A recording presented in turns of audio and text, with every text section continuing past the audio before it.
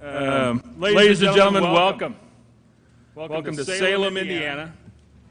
Welcome to Salem Middle School. And you're not going to I'm not reading any of this so far. Can you believe that? You guys, most of you know me real well. I don't like reading things to people. If I don't have them in my heart, they're difficult for me to say.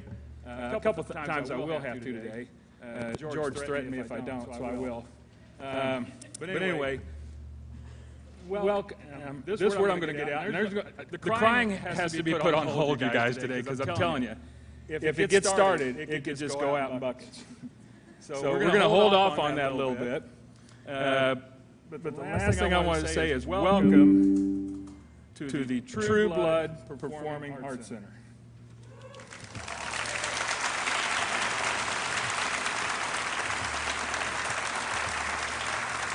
Which just seems so fitting, considering there were many times when I would speak to Mr. Hunt, who was our principal, or Mr. Opal, our principal, and we would threaten to charge Richard for rent anyway because he lived here night and day when he had a performance or whatever. At some point, bud, you got to either pay up or go home. But that was Richard's life. This room was Richard's life. This room exists here basically because of Richard. And for those of you that have attended things in here that he has helped to put on, you can always remember what an incredibly magical night it was. When Bonnie called me and asked me if I would be the MC for this, I was, to be honest with you, overjoyed. Of course, then she told me MC means most childlike, and that's me. So I'm going with that, you know. But yeah, it's an incredible honor.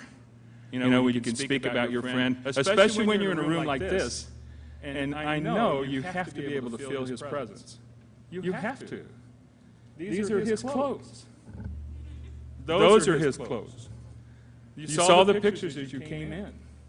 You know, it gives you a really good glimpse into the man. And I don't want to go on and on that, but my relationship, to explain to you what it was for Richard, I came here in 1976. Richard was obviously the art instructor here. He was also the flag corps coordinator for like 2 or 3 different schools, and constantly, and I mean, just we became really good friends really quickly. And then, of course, when Bonnie came, it got even better because the parties got better, you know, and so you know how that goes. We're not blaming that on her, but it helped, you know. But anyway, I guess the word that I'm looking for, that I thought about a lot before getting started was, I found it today as I was looking through some things on the internet, the pictures and stuff, was it's aloha. I'm not Hawaiian. I know I look it, you know. It's the meat. But aloha means in their culture, in Hawaiian culture, it means basically love, affection, peace, and compassion. So I say aloha to you all today. And that's when you get to say aloha back. Aloha. There you go. Now we're on. Okay. And another thing I don't want to do is please don't leave today saying he embarrassed me. It just comes out. I'm sorry. I want to say apologize to everybody right now before we're done. You know. But the one guy that I know would still enjoy it is we're down here talking about what jokes can be told and not told today. So you can guess where we're going to from here. But in return for you coming here today and spending time with us, I do also want to say mahalo. Thank you. I don't think you're going to be disappointed. If you've looked around the cafeterias and if you've looked around the hallways, you've seen the number of smiling faces, you are going to have a really good time today. For those of you that are speakers that you were told like 8, 10 minutes or whatever, I feel sorry for you because I know that ain't going to happen. I know one guy in particular, he called me and said, you know, they only gave me 8 minutes. I said, well, it's only because you used to be the principal there and stuff, you know, so we're cutting. You used to get to talk a lot all the time anyway, you know, so who knows. But you're going to hear some humorous things, you're going to hear some sincere things. But I tell you, where I fell in love with Richard a long time ago was Richard liked to eat like I do as well, okay? And all of his friends. But what Richard could do that a lot of people cannot, Richard could feed you full because he would fill your soul. That's the food you would get. It wasn't the hamburger, the fries, or no, man, it's the food for the heart that he could supply. And that's what I loved about him. Probably one of the most touching moments of my life. I've only shared it with like 3 people, Bonnie, my wife, and maybe one other, was this is several years ago, and my daughter was in several plays for Richard. She was in Bonnie too. 8 different plays. They made my kid grow up in a way that I could not. You know, that's what they gave her. They literally gave our child identity, to be very truthful with. She's so talented, and I don't want to brag on my daughter in front of all of you, but I have. So here we are, you know. I'm already on the apology thing. I haven't got through the introduction. But for the people that worked here to put all this together, we want to thank you. You can see it's an unbelievable effort that went into it.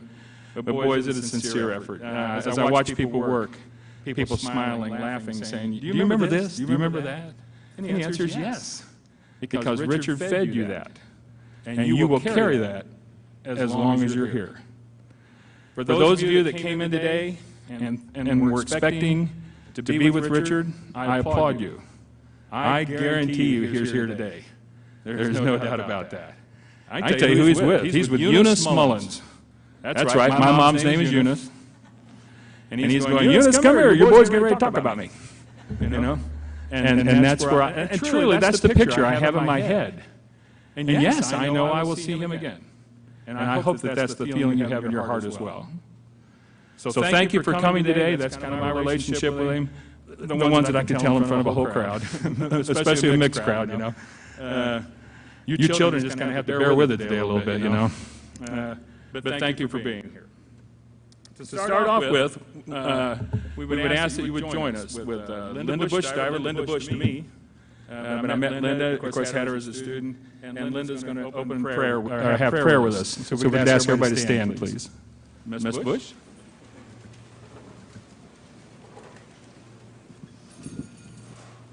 Bow our heads and pray, please. Dear Lord, we thank you for this day, this wonderful day, this wonderful day that we get to honor our beloved friend, teacher, family member, Richard, Mr. T. We love him so, and Lord, you love him so. But first, wrap your arms around Bonnie. Let her know the love that you have. Let her know how much we all care and we love for her. And we do feel his presence. We are all so blessed to get to be here at this very special time. We do feel his presence. We want you to wrap all of us in your arms as well, whether we've traveled a short distance or a long distance. Be with each of us, and the things that he taught us, help us to use those things to glorify you. Be with us each and every day, Lord. We thank you so much for this time. Amen. Thanks, Linda.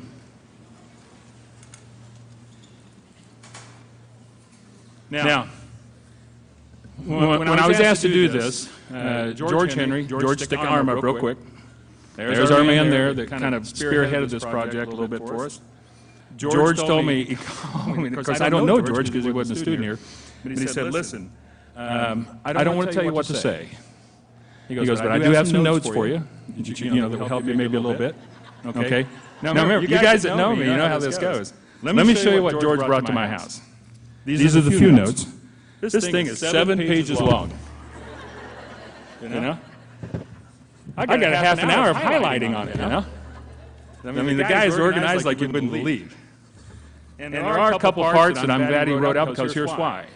Those of you that know me well enough know there's some of it I would have had a hard time getting through without being able to read it. And that's kind of where we're at right now. Don't start wiping those eyes already. You said you were going to sit there and hang in there with me. Okay, there you go. Sign us it. All right, we're going to go with that. All right. I am going to read to you this little bit, though, that George put together, and I don't think it could be put together any better than he did. That welcomes you here. It says, "We have been brought back to the theater today out of love. A time for us to collectively talk to Richard again. For some of us to say goodbye, or for some of you, see you later. I love you, and I thank you."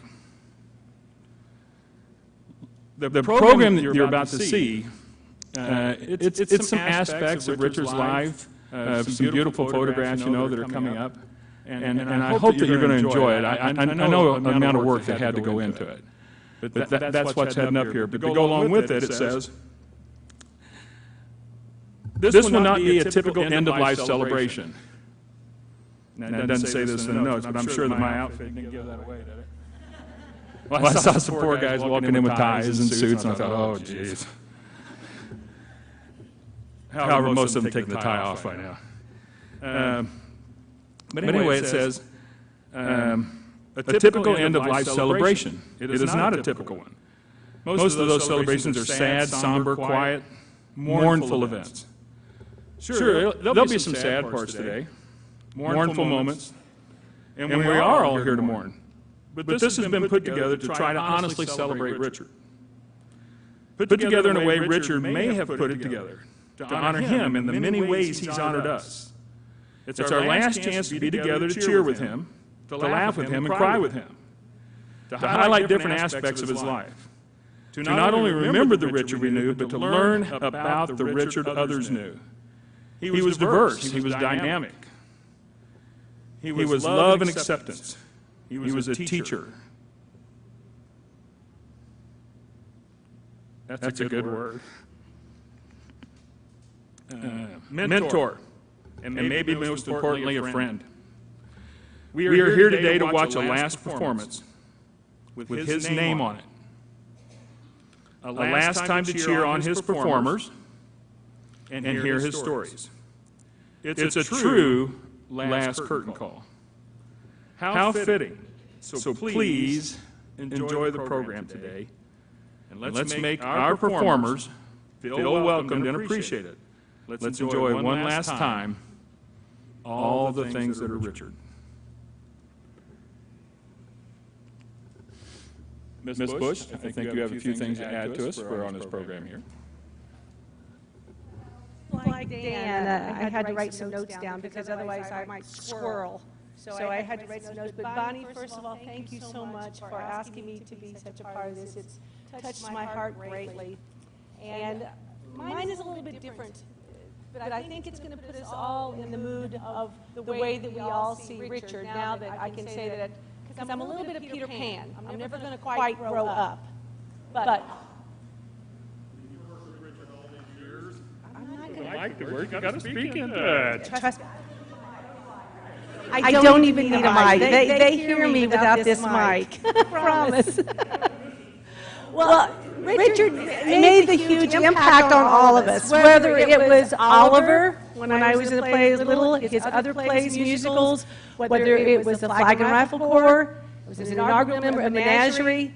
Oh, Richard has so many wonderful stories, and I can't wait to hear all of them from you also. So I did write some things down because in my world, there's a huge correlation between Mr. T, and Richard, and Walt Disney. So if you Google Walt Disney quotes, they're endless. But I picked up 3 really quick ones that I think you'll know. If you can dream it, you can do it. Wasn't that Richard? He was so ahead of his time with everything. He automatically, it was there. He was a true Imagineer, wasn't he? It's kind of fun to do the impossible. Now, for you younger ones out there, back in the day of Flag and Rifle Corps, we were one of the first groups that you used to call, I don't know what they call it now, a triple.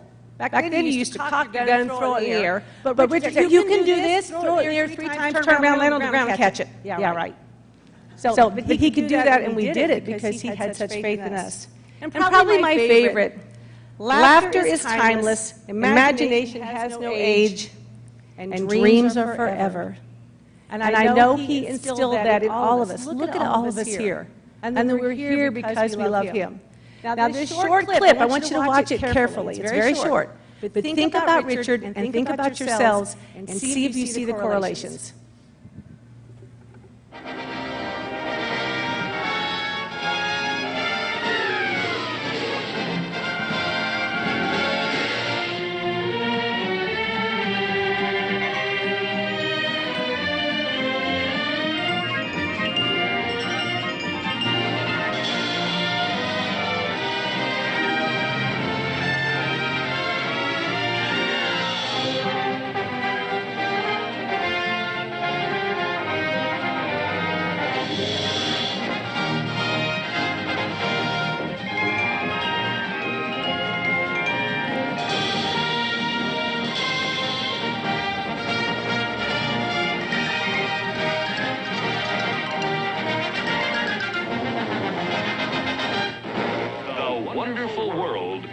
Disney. Actually, it's the wonderful world of tea, isn't it? So at the very beginning, Bonnie, I know Richard is your Prince Charming. You saw the dancers? Think of all the plays and the musicals. You all were part of that when you saw them dancing. And the animation with Mickey Mouse, as I said, if he could draw it, he could sculpt it, he could paint it, he could do any of these things. Small world. But look at all of us here. It is a small world, isn't it, that we are all here because we love Bonnie and we love Richard so much. Walt, you saw the picture of Walt? I'm pretty sure that was Richard sitting right next to him. Davy Crockett, you saw his image? Well, think of Richard. He was a pioneer in the field also, always will be.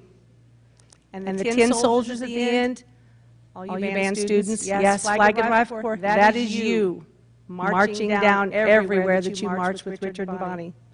And so yes, it was the wonderful world of Disney. That's from 1975 World of Disney, but it is the wonderful world of tea.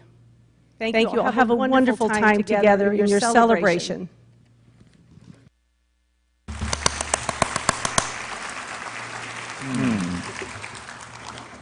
There's probably no two people in the building that know Richard and Bonnie as well as Gene Dowen and Blair Winslow. Obviously, they've spent an incredible amount of time together. Not that they were jailed or anything, but they have spent a lot of time together. That could have happened, though. But one of the things, and Linda touched on it a couple times, there were some things when I would come and watch my daughter practice plays, and I would hear Richard talk to the kids, and he did have a distinct vocabulary, especially certain phrases. And they got to be kind of known as Richardisms. And what Blair is going to do for us today, by the way, before he gets up here, I want to throw out there, Blair was a former student of mine, and Blair gave one of the most fabulous performances I ever saw on this stage for our middle school. Mr. Hunt will remember this, and Ray will as well, Mr. Opal back there. Blair had got together our percussionists in the band and said, we're going to play a song called the Saber Dance. And you guys have all heard that before. You know, it just goes on and on. And of course, the middle school kids, they're that nervous to start with usually. But this actually sounded like music. It was unbelievable. And our kids stood up and applauded. And they got a standing encore and had to play it again. It was so good. But that's the talent that Blair Winslow has. Plus, the guy can wail on a guitar, man. Now, you owe me $50 for the advertisement, Blair. Well, he's working the birthday parties kid nowadays, you know. But Blair's going to share some of those with us throughout the evening. He's not just a one-time visit here. Some of you left some of them in notes at the front door, and Blair will go through those. So at this time, Mr. Winslow, you're on, brother. All you single girls, leave a phone number. All yours, brother. You're in.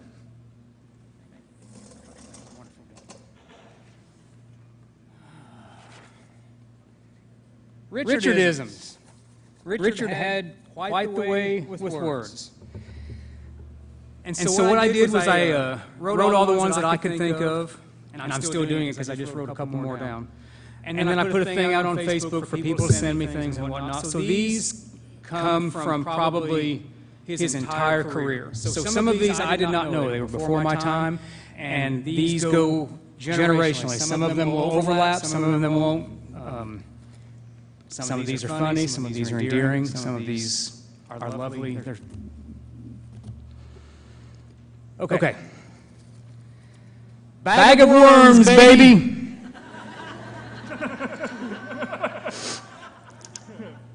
Susie Q. Take care of each other. I'm so hungry. He would say it just like that, too. I've been around that call. Okay, this one was before my time. This was a garden thing from the early 80s. It says, you all look like a bunch of cows getting up off the floor. And these were all said lovingly, we all know that. Oh, yeah. Again, this was one before my time. Cream of the crop. You were the cream of the crop. Punky Pie. He used to call people Punky Pie, whether he knew their name or not. This was more of a classroom one, maybe, and went along with the Walt Disney theme. Use your imagination. Point your toes.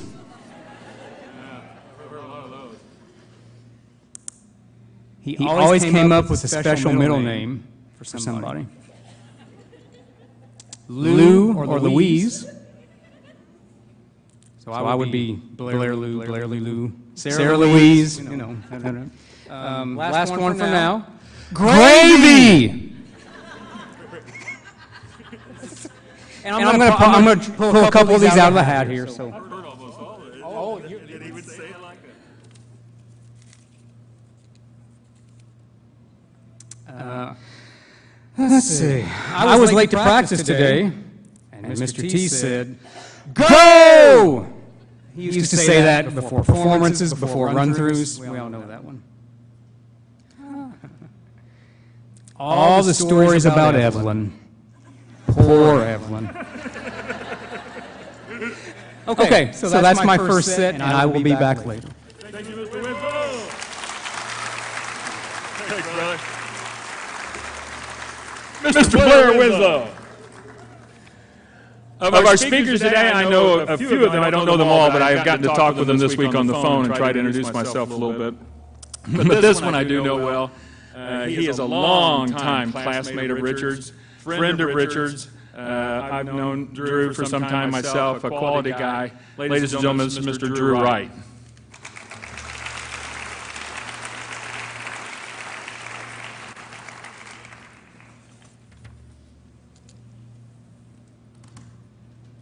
Comes with props.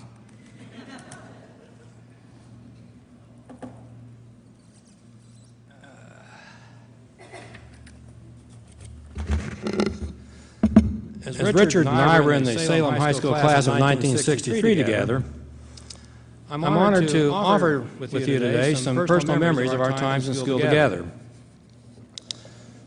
Richard and I first met when we started first grade at the Salem Grade School in 1951. You know, that was just after the middle of the 20th century. There was no preschool or kindergarten back then. We rode the same school bus together until we had driver's licenses. Richard and his sisters, Barbara and later Sherry, lived in Pierce Township on the Old Blue River Church Road, which was part of the Pekin School District. Richard's parents, Lawrence or Aurelia, would drop off Richard and Barbara at the Curtis Denny residence just inside the Washington Township line, and they'd get on the bus with Anna Lou Denny, who you would know as Anna Lou Nance. Hence I got to meet Richard. Richard was small in stature as a grade school student. We would sit for class pictures. Photographer would line us up by height, with the taller students in the back and the shorter ones in front. Sometimes it was reversed. Richard was often front and center in our grade school pictures. Over the years, Richard embraced this and became quite comfortable being front and center. Both Richard and I had an early interest in art. When I was 7, I had an aunt that gave me the Audubon Birds of America book, and so I wanted to become John James Audubon and paint birds. Consequently, I began 3 years of art lessons with Viola Lindley at Blue River Pines. Our first school art teacher, as I recall, was Mrs. Walters. Then we had Alice Martin, and then Jeannie Wozniak taught us art in subsequent years. Richard had a natural talent for art that didn't require lessons. I recall being in a school open house where our artwork was being displayed, and many parents kept asking the teacher, "Who drew that?" The answer was Richard Trueblood. After hearing that, I moved on to Saturday Basketball League and Little League Baseball and left painting birds behind, while Richard's artistic course in life was just beginning. Now, in our day, band students were selected and recruited during the second semester of the 4th grade. All interested students and parents would gather one night at the old grade school and we'd be tested for instrument assignment. Under the supervision of then band director Robert Carr and then instrument salesman, maybe from Durloff's in Louisville, We were summarily schooled in reed embouchure and blew into a low reed and then a high reed. The same routine was then done with high brass and low brass mouthpieces. Honk and blat was what we heard up and down the halls as we waited our turn. Then, based upon our proficiency in honking and blatting, we were then assigned to low reed, high reed, low brass, and high brass. Richard and I, along with David DeGene and Ronnie Uli, were the low brass group. Not sure how the baritones and trombones were then assigned, but Richard and I were the baritones.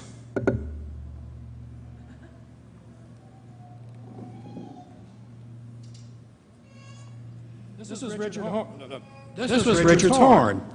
It was as big as he was. Thus began our 8 years together in the baritone section of the Salem School of Bands.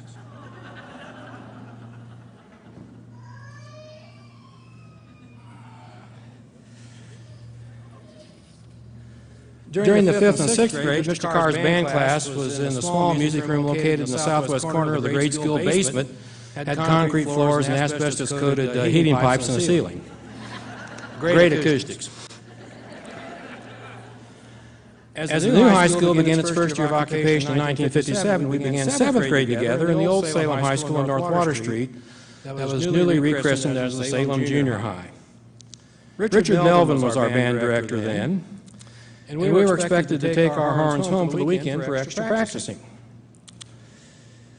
When Richard and I would both get on the school bus with the large baritone cases each Friday, the school bus driver got quite perturbed. There wasn't room for both of them next to his seat, the gear shift, the brake lever, and the front door well.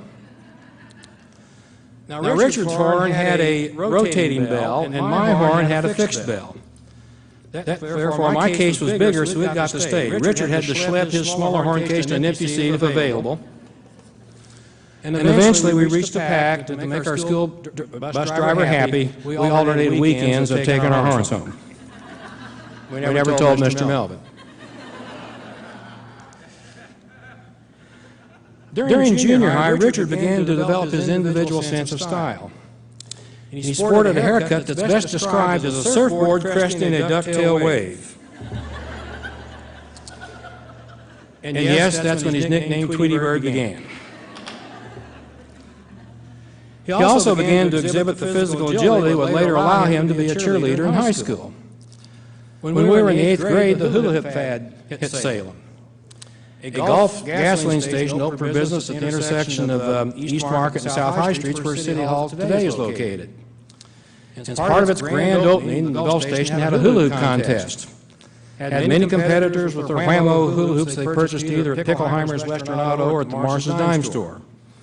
Richard was the clear winner. He had gyration variations with multiple hoops and dance steps thrown in that no one else could have thought of or even tried to attempt. He was no longer the shy and retiring personality from his grade school days. Richard's art ability also continued to develop in junior high. I remember that he was often requested to illustrate women in alluring poses and scanty states of attire by his early adolescent male classmates, some of whom I knew.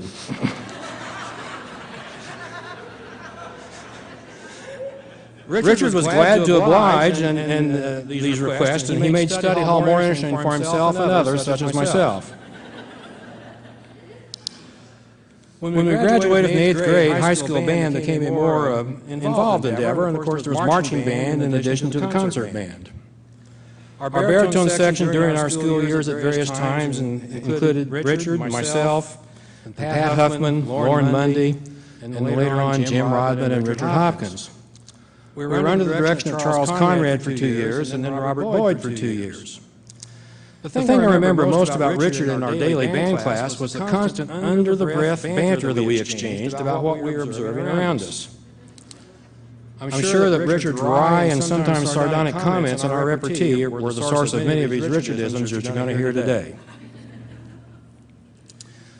During our junior year at Salem High, Richard became a cheerleader, and one of the photos out in the hall shows him in his cheerleading regalia.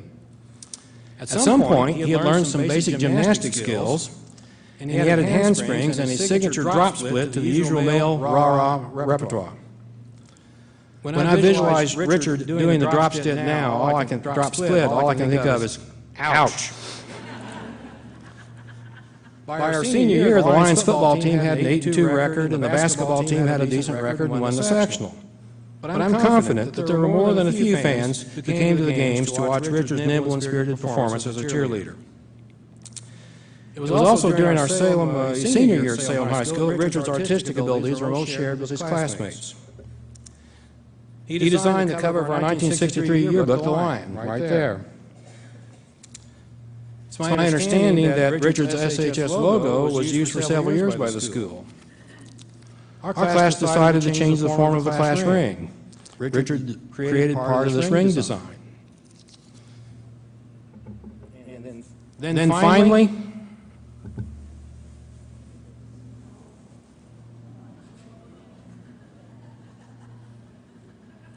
there were the senior cards.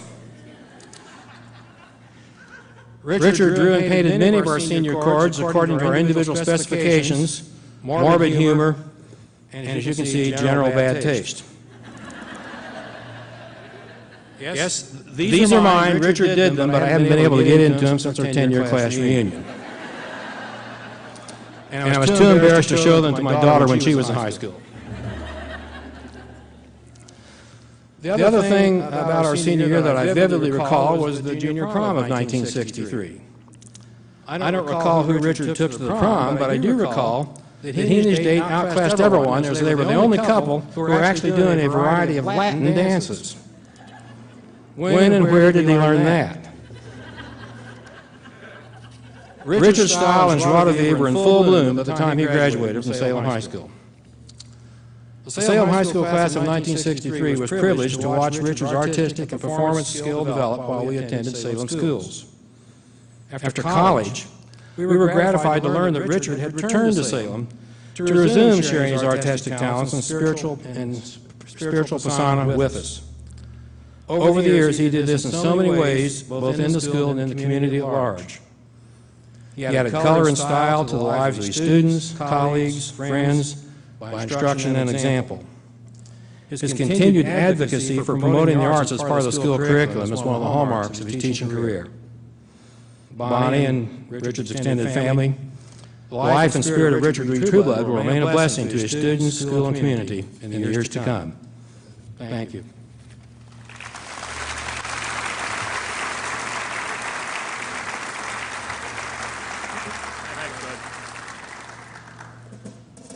Of course, everybody knows Drew's a good speaker to start with, and we certainly appreciate all the comments. And he can be reached at 1-800. If you're gone, call me and I'll do your talk. That was really good. Of course, some of those things, and I'm sure there were a lot of stories you'd like to share you didn't think would quite fit in here, didn't you, bud?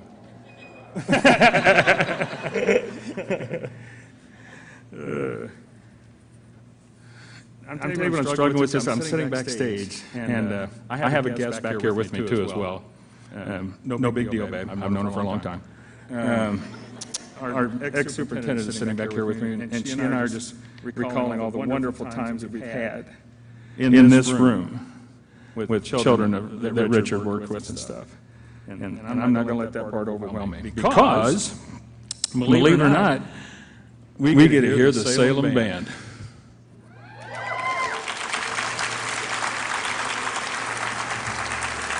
Okay, let me give you a little background on their song. It says, and Gene Dowen wrote this for me, which I appreciate, Gene. It says, the high school band will be performing Sad, a lovely ballad composed by J.R. Trimpe from the 2021 Marching Band Show. And that show was entitled Mad, Sad, and Glad.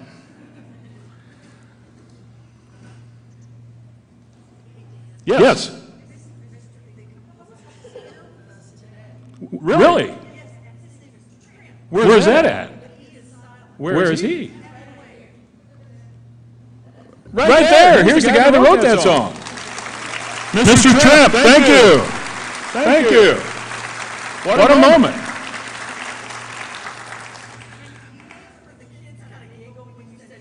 Yeah? Oh, it's all the time, I'm sure. Hey, there it is again. That guy I don't know either. Yeah. Okay. Ladies and gentlemen, standing front and center right here, this is Miss Jean Dowen. If you do not know her. Bonnie, how long has Jean been with you guys?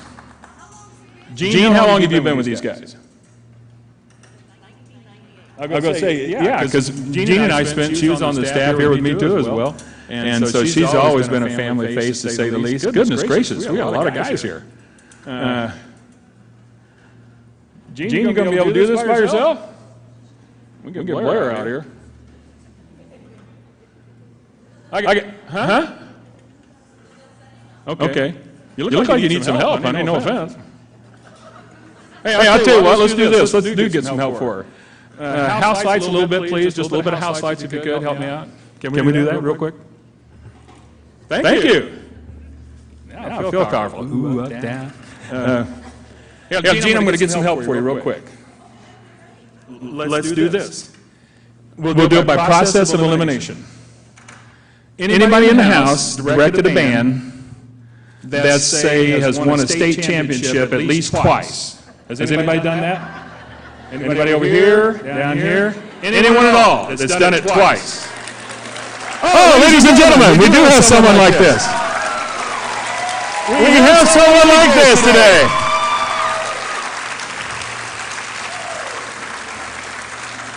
She's got more rings on her fingers. She knows what to do with. Ladies and gentlemen, what is this hard? Our own Salem High School band director, Miss Bonnie Trueblood. Bonnie Trueblood.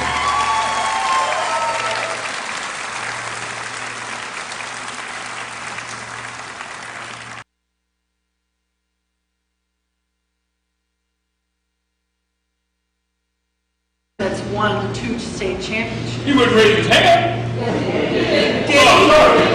Where is he? There he is. There's 2. Oh my God, we have 2. Look at that. Isn't that cool? Mr. Tom Dirks, formerly from Center Grove, and where I can't see his face. Right in the corner. Mr. Bob Medworth back here, formerly from Northview High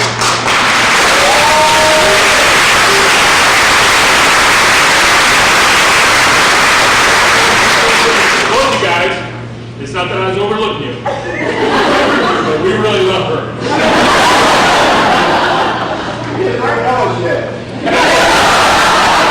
That's totally it. All right, you lead on. Oh wait, I have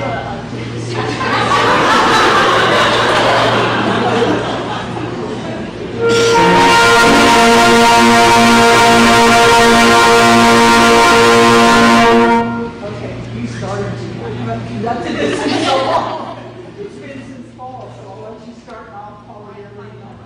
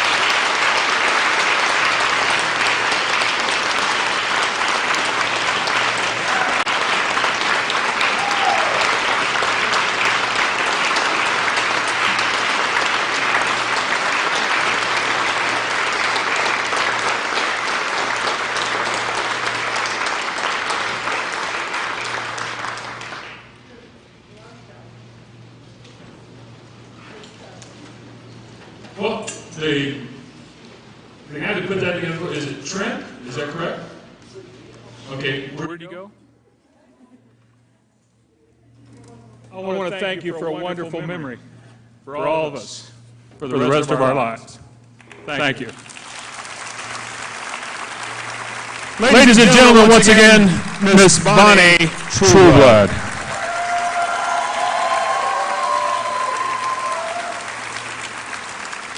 She's coming back a little later, too. That part there was a little bit of surprise for George, even, that I kind of worked up this week. It's just... You know what? I have to tell you, Jean, being here all these years, she has taken over from me while I've been out with Richard, and she's just kept things going as though nothing had been disturbed. So we're really starting to campaign for her to be the next band director here at Salem. Well, I can't imagine that. We just think it's the most stable and wonderful thing for our kids. And they wouldn't have to get used to a new band director and new things and all this because they know her and they love her. And she knows us as in Salem, and she loves us as in Salem. And we're just, so if you know any school board members, please talk to them and tell them that we need this woman as our band director here at Salem, because our kids have been through COVID and our kids have been through so much in the last few years, and they need stability. And they need Mrs. Dowell. So if you know somebody who's in that position of power, please talk to them and say that. I know that's kind of a paid political announcement here. but there it is, and we love her very much, and she is very much a part of the Salem family, and she knows the Salem way, and she knows the Salem program. So that's my little plug for her there. Well, and the other thing about Jean, Jean is also a wonderful person, a good person around children. She's a good soul, to say the least. The next speaker, this is a little tip. By the way, for those of you that did not know, I apologize. Bonnie has submitted her request to retire this year. So if you're here today going, oh, there's Bonnie, she's the band director. Well, she was today, but yes, that's something that's in the works that we need to help. You know, we want to keep the tradition going, goodness gracious. There's nothing like success to breed success. There's a famous line, isn't it? That wasn't mine, by the way. Hiding in the back wings back here, by request, I might add. Because, now this is the line she gives me, though, Bonnie. Well, you know, I'm so emotional, and I don't want to get, like none of us are, you know, me and you. So I got to sit back here with her and cry with her anyway. You know, more or less. Ladies and gentlemen, this is one of the finest people I was ever fortunate to meet. The day when she came here, she entered through our school, and I was made aware that she was going to be the new superintendent. And just, you know, real hastily, I said something, it's nice to meet you. I hope you love it here. It's a wonderful place to work. And that's how she and I became introduced and became really close friends through the years. We're still extremely close, as Bonnie and Richard were to her as well. I don't think I ever saw a really big performance by the band or the color guard or the choir, the basketball. I don't care what it was, she was there. Plain and simple. Did she have to be? The answer is no. Because, I mean, let's face it, when you're superintendent, you've got a limited amount of time to start with. But she felt like she had to be there. And the best part was, she wanted to be there. You know, and that was what was really neat. I'm going to bring her out here, but I got something else I want to show you, too. I'm looking for a chair for her, okay? I'm going to bring her out right now. Ladies and gentlemen, this is Miss Lynn Reed. Dr. Reed, if you would, please.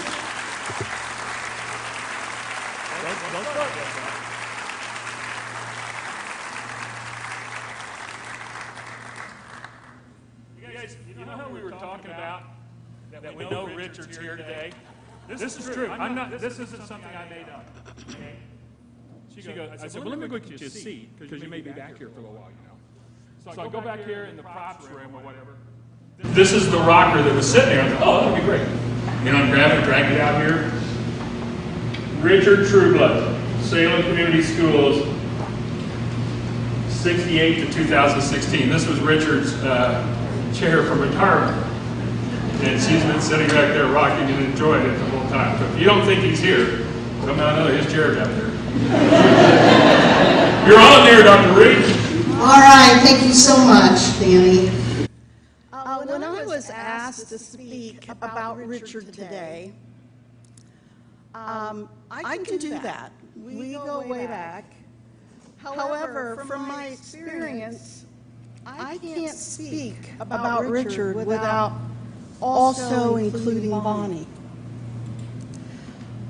I wish to share my experiences that I've had with these two, who became one through the magnificent love that they had for each other.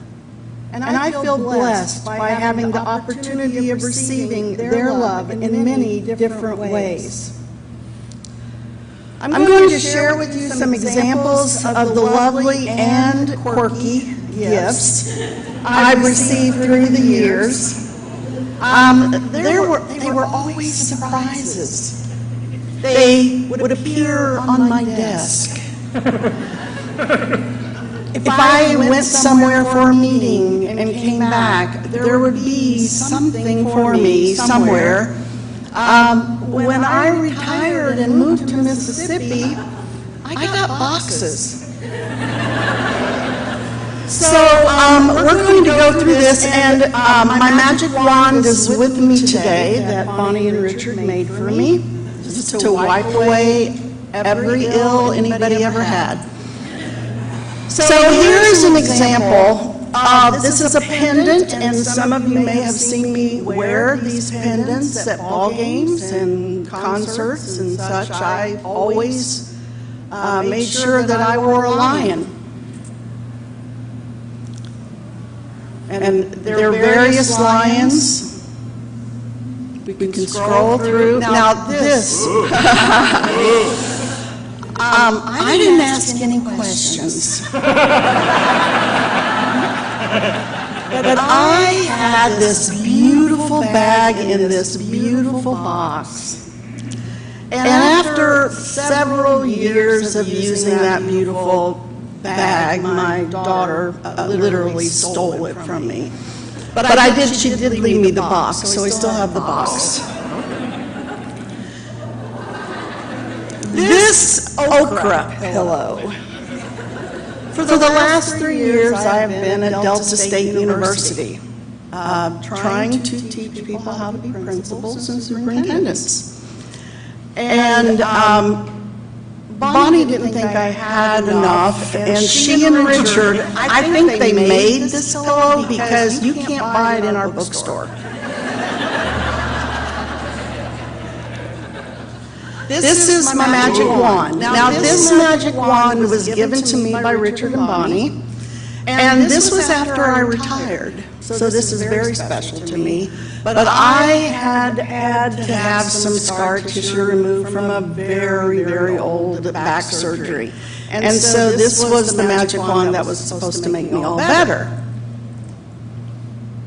And that's another picture of it. Now this,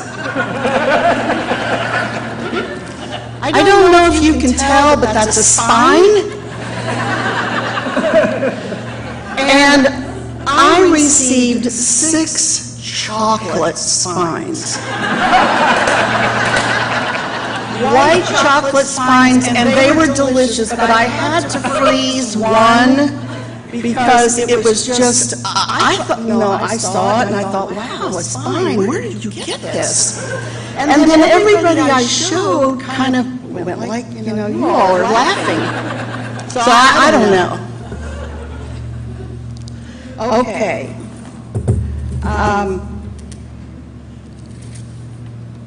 Richard especially recognized how humor can uplift the spirit and ease the challenges of everyday life, and I cherish these. But their acts of kindness, generosity, and support led me to realize they had a deep commitment to the school corporation. And for instance, beginning and ending days are always special for teachers. They love both. I think they like the last day better than the first day, but I always loved the first day. It was like Christmas to me. And so they would always help me plan the first and the last days. So this last day, we always just fed people because people just want to get together and say goodbye. So this is a picture of Bonnie and Richard on one of our last days. And see how happy they were? Now,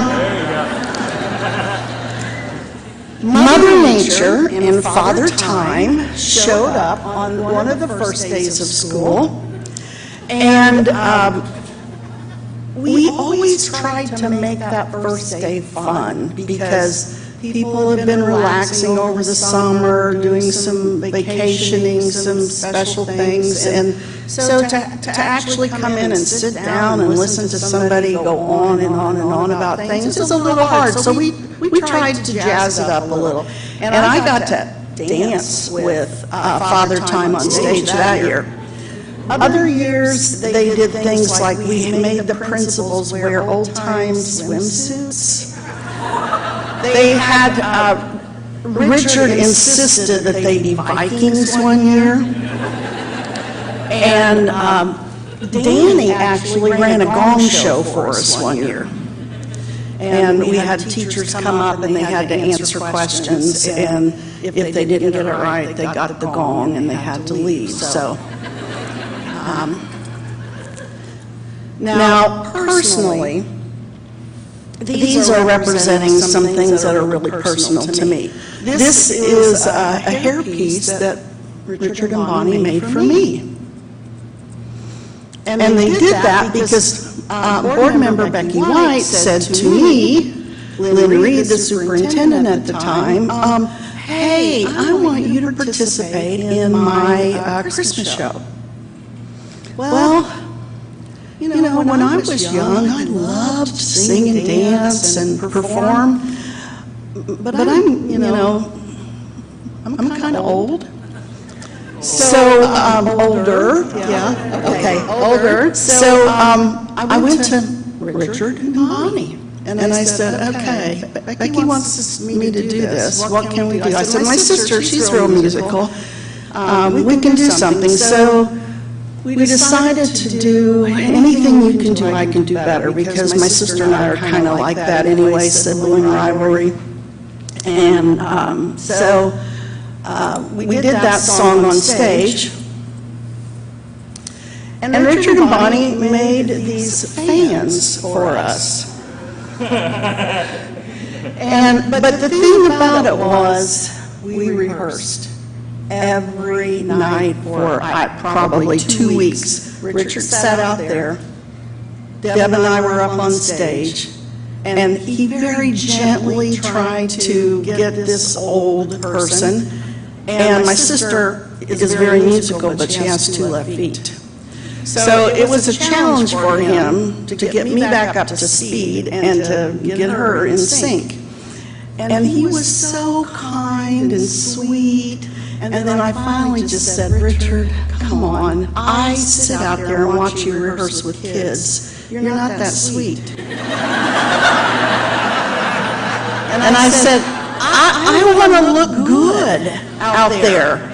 So treat me like you treat the kids. And he did. The high school always has reindeer games. Every Christmas after finals, the kids just... They go to the gym and they have all these really fun games that they all participate in, and each class competes against the next class. And then there's always a theme. One year I was the Grinch, and this year was Harry Potter.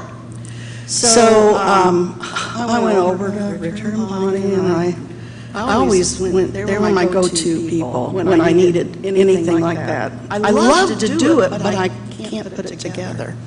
So I went over there and I said, okay, who can I be with Harry Potter?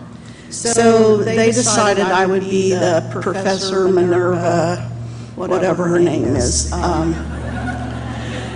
And so this green cape, they their connections, I'm not sure where it came from. But Richard and Bonnie made that hat. It looks like an old witch's hat, but it had all these incredible things that you can't see on top of it. And they made me into a Harry Potter character. So then, the next year, and final year, it was superheroes.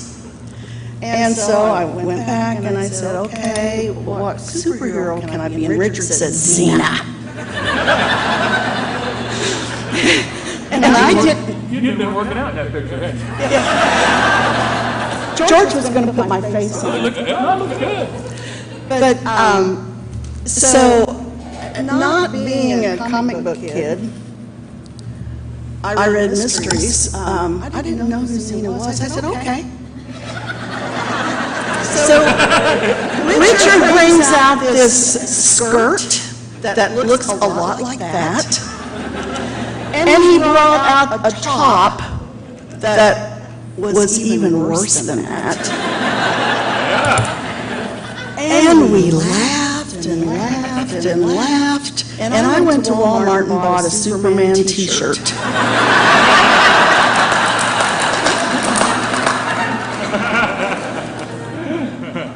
The year I retired was my last prom. Now, my husband and I probably have gone to at least 30 proms because we both had proms to go to, and we tried real hard to go to both our proms. So this was the last prom. And so I went over to Bonnie and Richard, and I said, come on, guys, go to the prom. And Richard said, oh, I haven't been to the prom for I don't know how long. And he was kind of, nah. And so Bonnie talked him into going to the prom. And I said, I just want to be comfortable tonight. I want something that looks pretty, but I'm just tired of all my old formal clothes. And this is my last one. I don't want to really go out and buy something. So, and I don't know if you all know this, but back here, there is a costume closet. And those costumes don't belong to Salem Community Schools. Those costumes were purchased by Bonnie and Richard. And so they said, oh, let's go back to the closet. And you can't tell, but this dress was just a lovely black long dress with fringe all over the bottom. But that's mine and Richard's prom picture.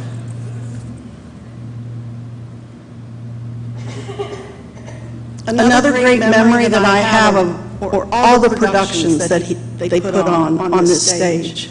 And look at those costumes. Look at those costumes. And I can tell you, Salem Community Schools did not buy those costumes either.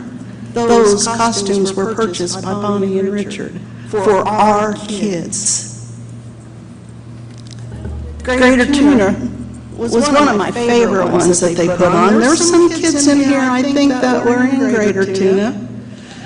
And that was a real special one. And this was Richard's retirement day. And that was kind of hard on all of us, I think. And this shows how much they were one. He was filming Bonnie's performance, and I was behind him, taking a picture of him doing that. But that's what this room became for all of us. I know there'll be stories about the golf cart. It's legendary, but I had to put a golf cart picture up there because that golf cart's been through a lot. I always appreciated how much they allowed me to be there and not just watch, but be a part of it. And they always allowed me to go down on the field. I'm not sure if this is Springs Valley or Paoli, but That was a very special performance, and it was a special routine, and I think we should have won the state that year with it.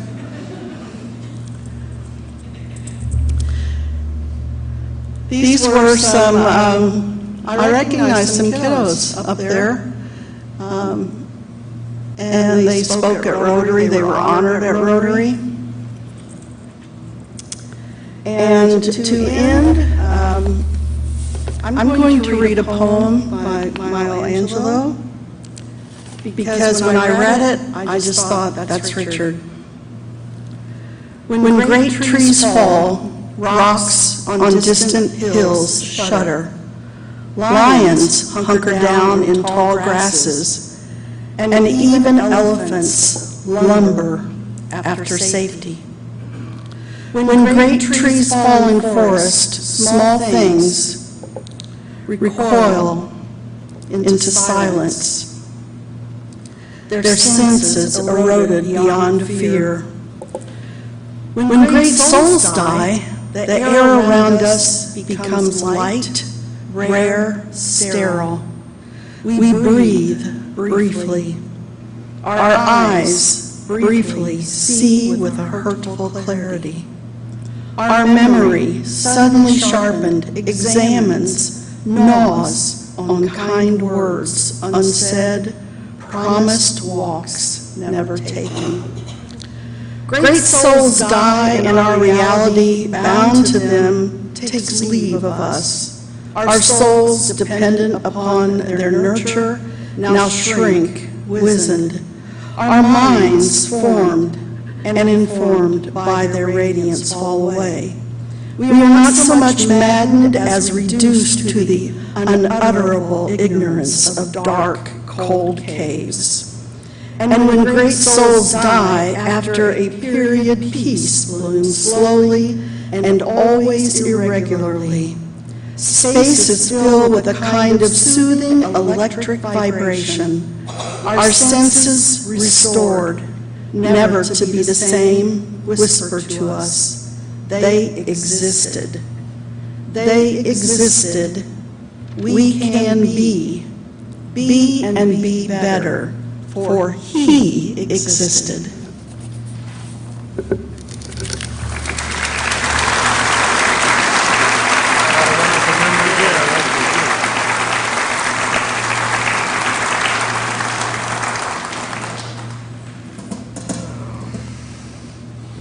Oh man, you took my program.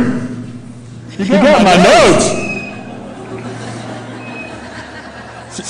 Okay, George, now you know why I didn't follow the script. She took it. Nah, I don't. Thanks, sir. All right. By the way, John, all those proms you went to, Lynn wanted me to remind you you're supposed to bring flowers, but sorry. Came, no flowers, not a single prom. That's bad, ain't it? I had glasses here at one time. All right, here we go. There is words on the paper. I wasn't familiar, to be very honest with color guard and winter guard and things like that when I came to school here. And Richard introduced us to that. And one of the things that I really enjoyed was Richard would bring his high school winter guard group, who literally lived together. I mean, practice was constant. It really was. And they would perform in our gym right over here. Mr. Hunt would allow them to come over and perform for us, and Mr. Opal did too. And our kids would become fascinated with it. They were like mythical creatures on the floor, you know, with their costume. I mean, they really were, because those kids would come in early in the morning and get all ready for it. I mean, they were dressed up for our middle school kids, just like they were for the state finals. And it became very popular at school. And for the staff, guys like me, I was overwhelmed by how beautiful it was. Richard had the skill, and I'm not saying that all of our girls are attractive, but what Richard could do, no, seriously, even those ones you might not think, but they are, Richard had the ability to make a girl look elegant. You know, the word elegant is the word that came to mind for me. He could take a girl. I'm going to use my own daughter here a little bit, so she's not here to defend herself. Well, she was supposed to be, but she had some tickets for a concert. She bought several. I said, eat the ticket. Oh, that's another thing. But anyway, Richard put her in a play, and the play called for a certain costume. Okay, I went down and got it with her. We come back, and it had a jacket.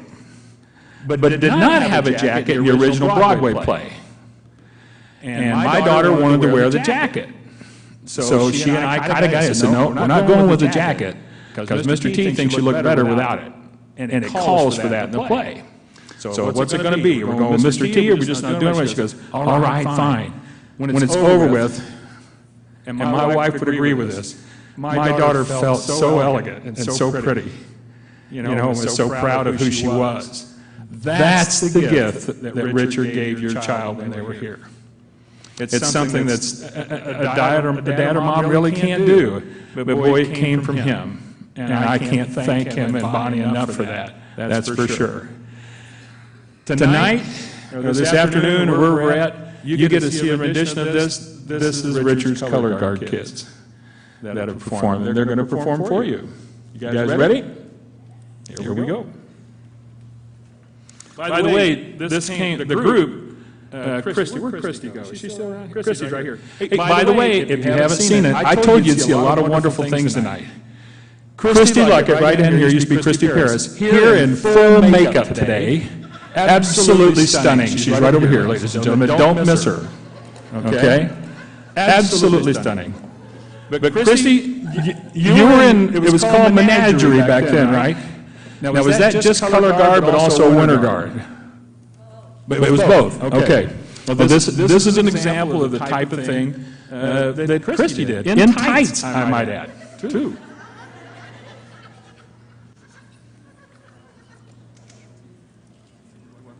Okay. How much slack we got with that mic? Yeah.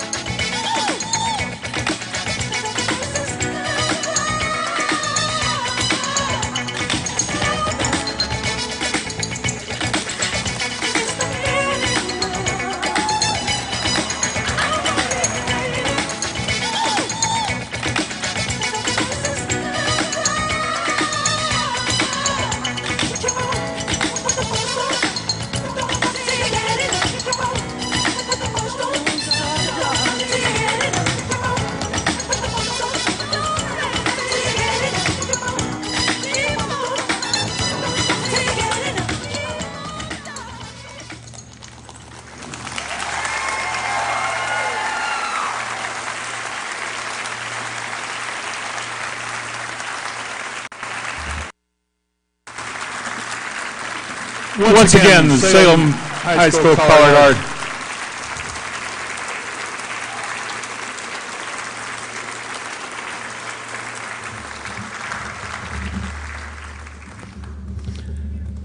Yes, speak, Mr. Trueblood.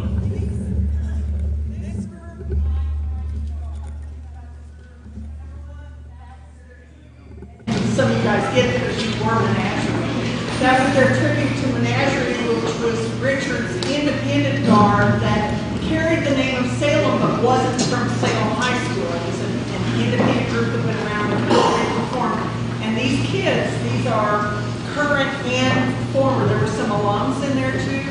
And they designed the outfits, they got the flags together, they got together to practice, they made those some menagerie buttons and the sashes, and the little woos in between were because they watched the old menagerie films and they took some of the moves, didn't they, guys? Yeah. So thank you guys.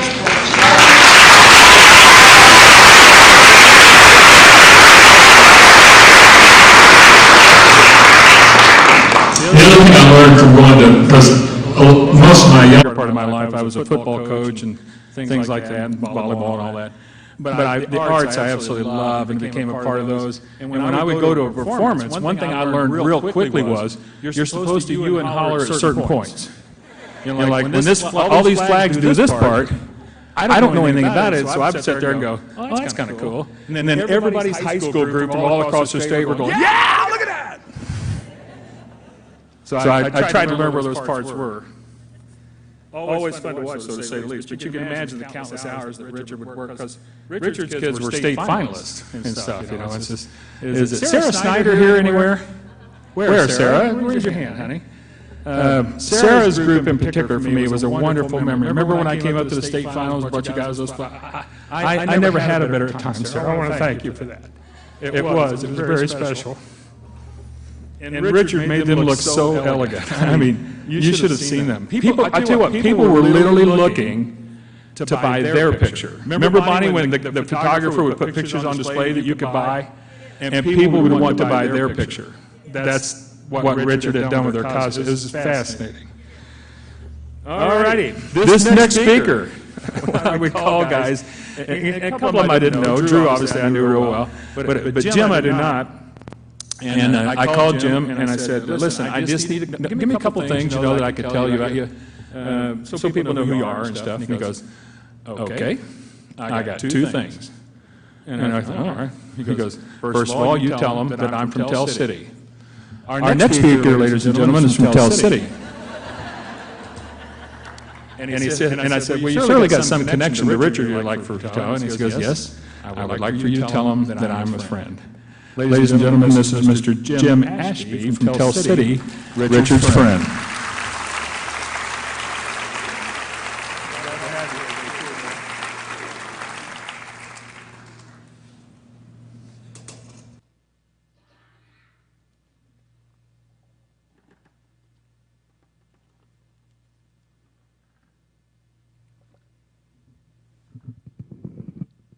Good evening. First thing I want to say to you, I'm scared to death, okay? And I have an emotional talk rather than probably humor on this one, because it is very, very close to me. I can't see any of you, so you can make any faces you want to. I would also, before I start, is ask if anybody has an umbrella that they want to rent, please let me know at the conclusion of this. Okay? All right. And Dan, thank you. That's just the way I wanted to be remembered, as a close friend to Richard. And I tell you what, Bonnie, I want to thank you for giving me this honor. I don't think my life will be complete unless I could share my feelings, especially with a group that I know is going to understand every emotion that I talk to you about, because you feel the same way. I know that. You know, I was here for the wedding, and I saw the love that was fully displayed right here. I would like to thank the students at Salem High School that were in like the later 70s, 1970s, and also maybe the mid-early 80s. Okay, for sharing Richard with me and my family so we could develop the relationship and friendship that we did have. I was the band director at Tell City. And Tell City, if you've not been there, is right down in the middle of the state, at the very bottom of the state. And Ohio River's there, and we got the state of Kentucky. And in my time period, there really wasn't a whole lot of competitions in the state of Indiana, invitationals, and marching band, so we would go down to the state of Kentucky to perform. Kentucky in those days had a different style. They're more military style at that particular time. And about 1976, I told my assistant director, I said, drum corps is coming really strongly.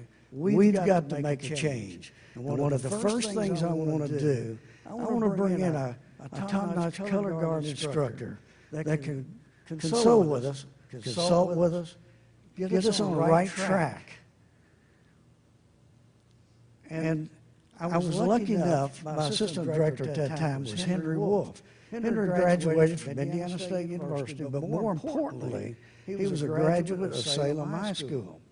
And he said, Jim, let's call Richard Trueblood. I didn't know Richard, and had never met him.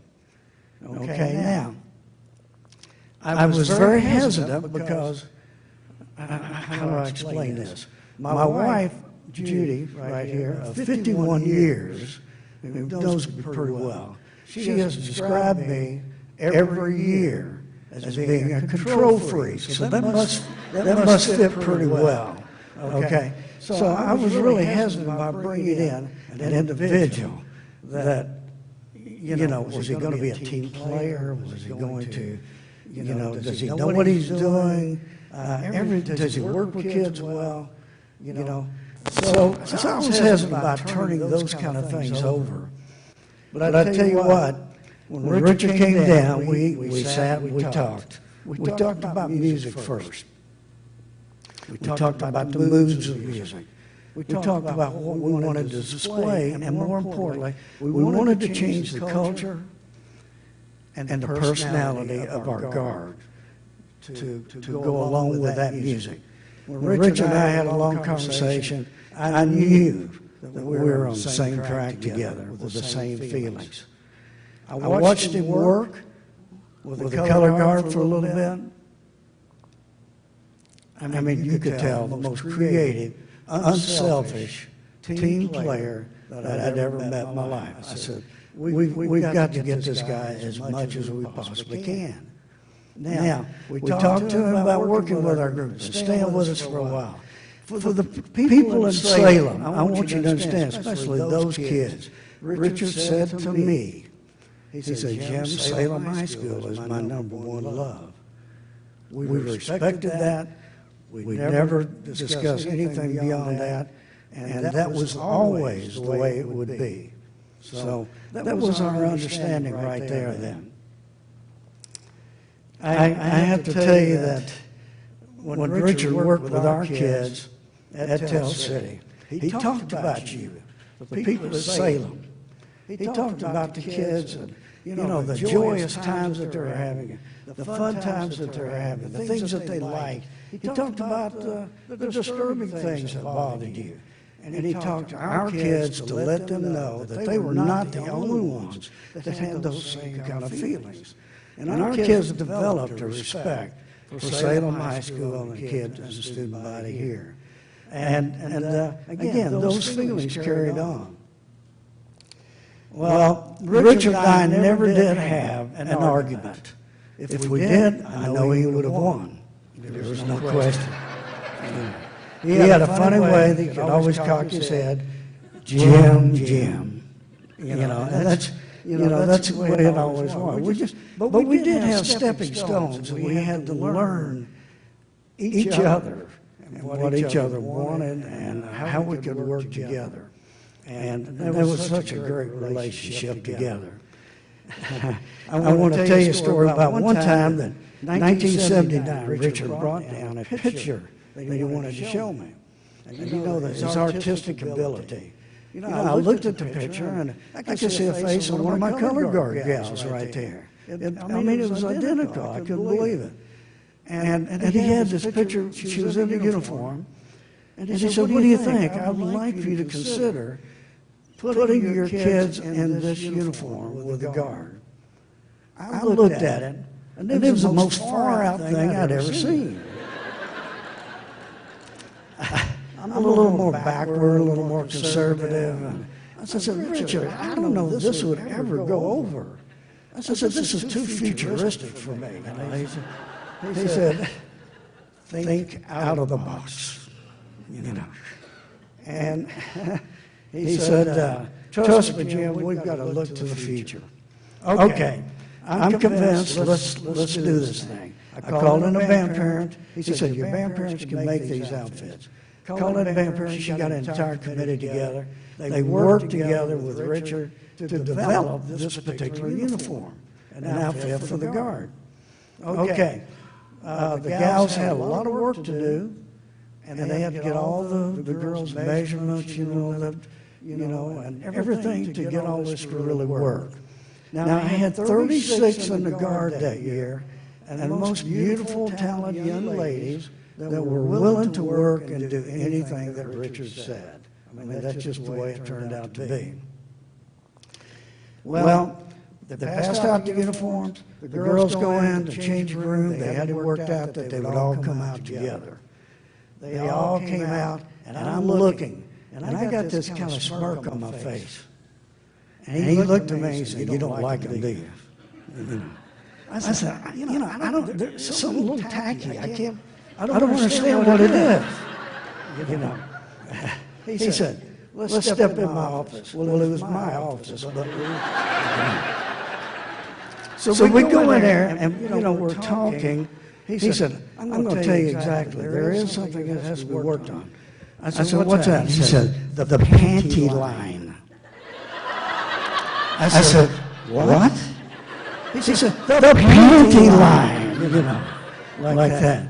And he said, you're going to have to go out there and tell those girls they can't wear panties. Well,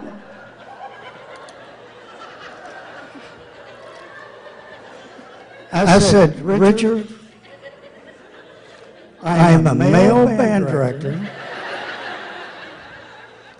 in a conservative community.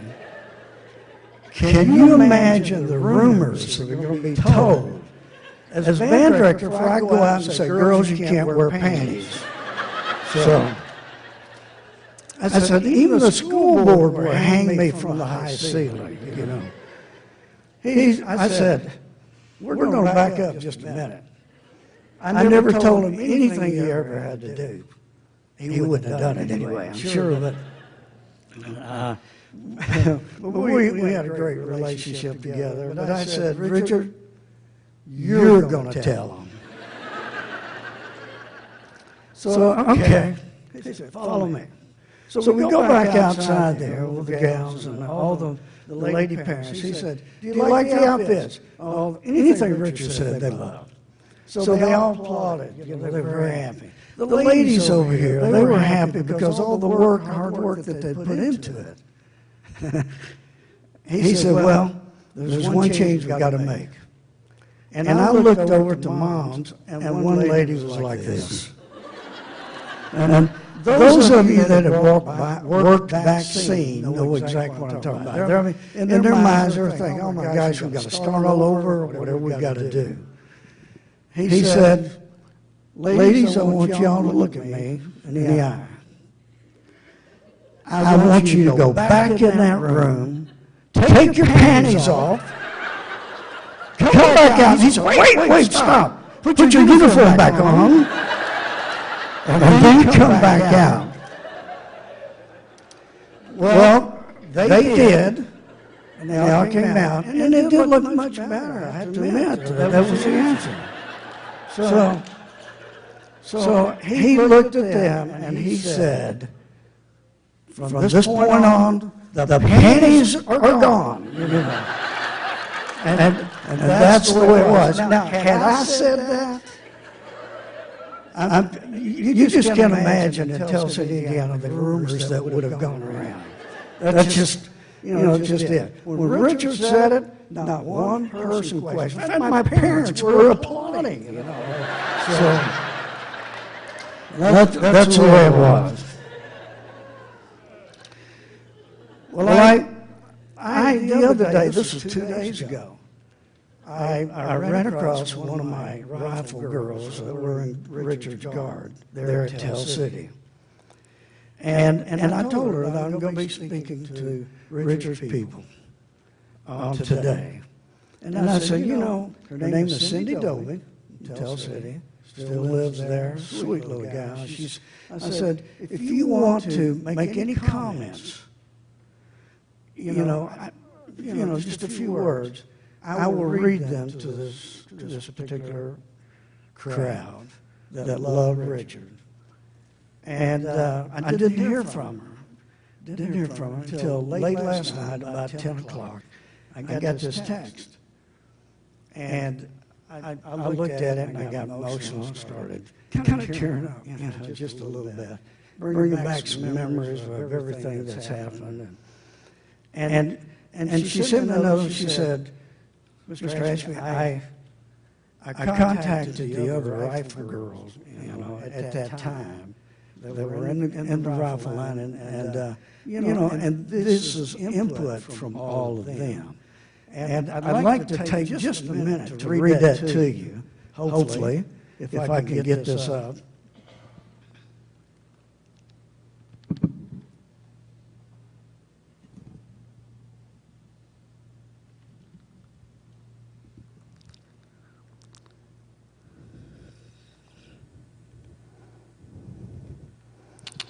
She said, I thought this would be an easy task to fulfill. But wow, just wow. My head is spinning, going around memory lane and just reflecting on how exciting that time of my life and my fellow color guard members were, and lives actually were. First of all, I cannot think of Richard Trueblood without thinking of those infamous flip-flops. Shoes that became iconic with the man who dared to walk into territories that were unknown, unheard of, and in the world of color guard performance and design. He was truly probably the first person who I knew that introduced me to thinking outside of the box. And outside of the box we were. Each and every one of us loved him for his wild and crazy ideas. Boy, that explains part of it, doesn't it, right there? To the point that we could not wait to get to practice to find out what he had in store for us. What we thought was crazy and fun and daring was in reality a journey to believing in ourselves, our abilities, and our passions. He not only allowed us to be creative in our own minds, but to be creative as a group, to encourage each other, to help each other, to work together as a team, but really more like a very close-knit family. We spent endless hours together, but he never lost his patience with us. There were never harsh words, never degrading comments, and never indications of disappointment. Only compassion and encouragement, a hug when we needed it, and as a quote, "It's okay, you can do this, I know you can." He had faith in us when we had maybe none in ourselves. And that's when we started believing that as individuals we could do what we thought we couldn't do. Believing as a group that we could do what we thought we couldn't do. He taught us the blessing of having faith and confidence. And we had so much fun learning this about ourselves. It never mattered how many times we dropped the rifle, how many missteps we took, how our posture and our presentation wasn't perfect. He just kept on encouraging and believing. I will never in my life forget the moment when we were laying in the formation on the football field. This was at the Citrus Bowl in Florida for the Grand Nationals. And I'll explain that in a second. Beautiful fireworks covered the sky. There was a feeling of such accomplishment and camaraderie like I had never experienced before, nor have I to this day. We had performed the unthinkable, we had fun while we were doing it, and we had been on an incredible journey with a man by the name of Richard Trueblood, who never gave up on us and dared us to do different. We placed second that night, but my heart and my soul tells me the judges were wrong. We were winners in life because Richard Trueblood had touched each and every one of us in so many ways. So like Brian Adams' song proclaims, those were the best days of my life. Thank you, Mr. Trueblood. Okay.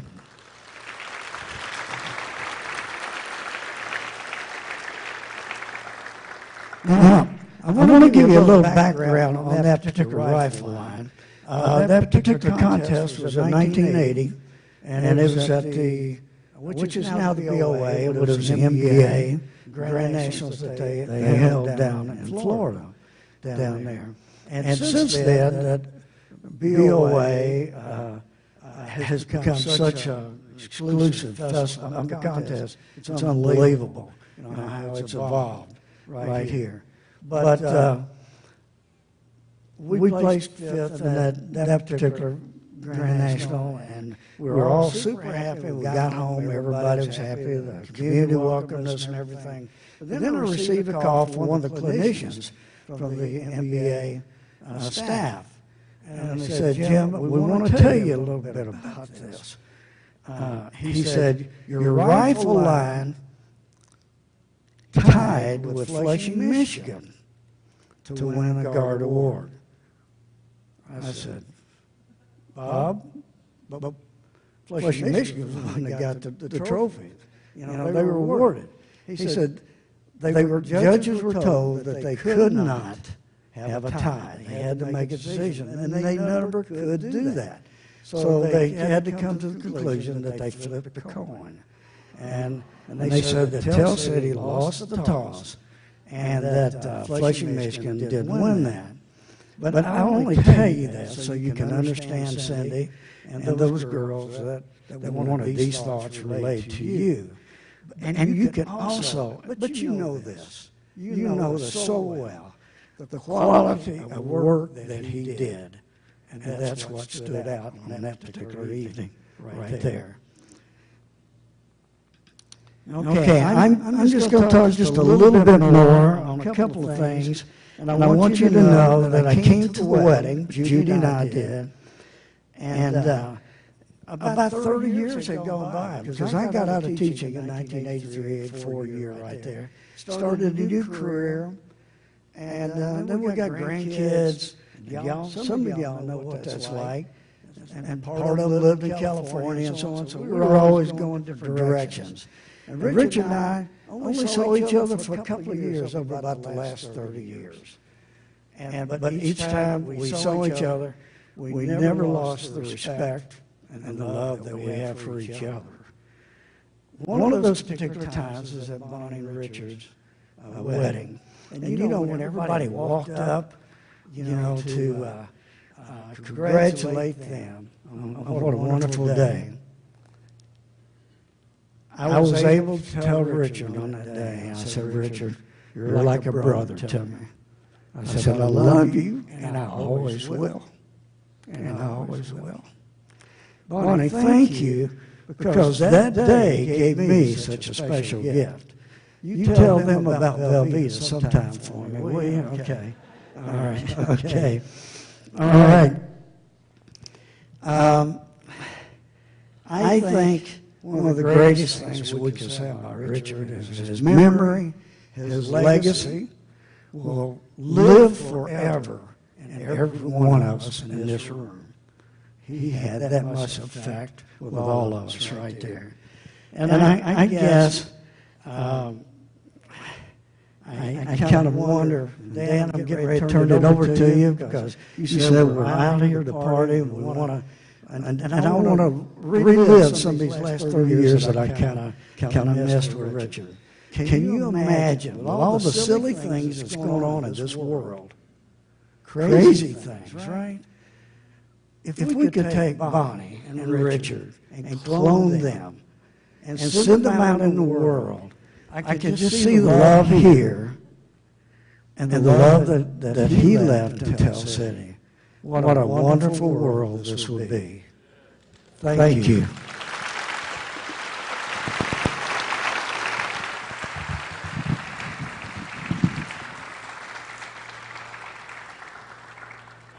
Thank you, Sailor. That was nice, boy. Thanks so much. By the way, you look really good without your panties on too, bud. He doesn't have any lines. You see any lines on him? Look at him, man. Richard taught him. He knows. I wouldn't have put him on for anything today. Most of you have seen Richard's pictures in a golf cart. And if you were by in your car, you steered as far away as you could when he was in the golf cart. But we have a quick little video here. And this video comes from Scott Bradford. Scott is the choral music director for the Indiana State School Music Association, or ISMA. And he thought it would be good if all of us took a look at some of Richard's driving skills on the golf cart. Hi, I'm Scott Bradford, and I work with the Indiana State School Music Association. And that's important because that's where I met Richard and Bonnie.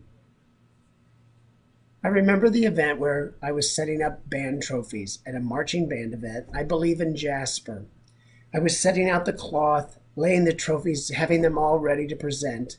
And I got ready to see something come Indiana State School Music Association. What I believe was that's important because that's where I met Richard. And this vehicle became the center of our friendship. This golf cart, this prestigious symbol of status of bands and some athletic directors became what I call basically the ultimate event because I got to meet who Richard was. I saw his foot kind of stumbling around the pedal. He was trying to maneuver around the table and just in a flash, almost like you see a lightning strike or a lightning path of where he was going to go. He maneuvered quickly around the table and hit all the surrounding chairs. And they, like bowling pins, just moved around. And then inertia kept going. And Richard kept going. And the chairs kept going. And it became a funny event. I don't know if it was the fence that stopped him or just the fact that he took his foot off the pedal. But that event created a nickname. And I called him Crash. And for Bonnie and Richard and I and anyone that knew the story, that was kind of Crash was the, if you will, the event that created our friendship and cemented it. Not around a fishing trip, not from working on a band staff together or even working at the same school. It became the idea of humor. And that's who and what Richard was. I remember thinking he was a quiet, soft, kind person that didn't want the limelight or the center stage. I soon found that to be different, and I cherish that. I found Richard to be the type of person that you never want to miss. I'm thrilled in our later years in life that we ran into each other. Richard, that you crashed into my life because I feel blessed to know someone of your artistry, your kindness, your passion, and your gift of loving people.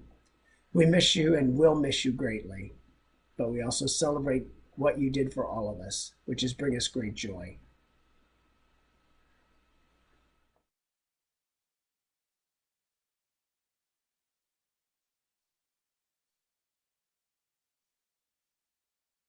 Of loving people.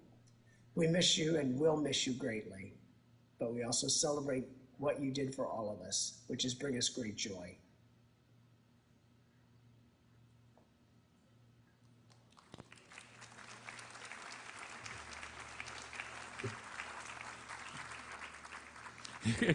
It could have easily been those flip-flops hooked under one of those pedals too, you know.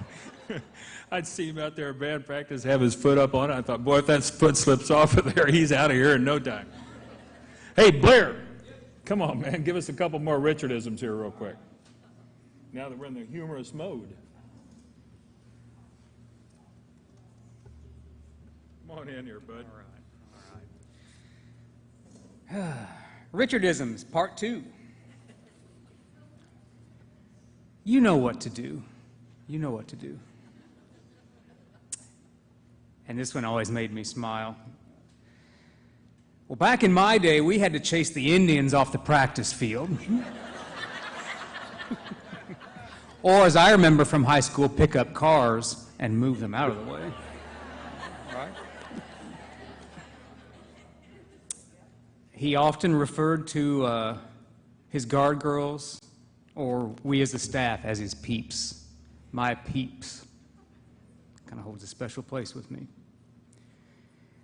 And this one you can take a couple different ways, depending on how it's enunciated. Bless your little heart.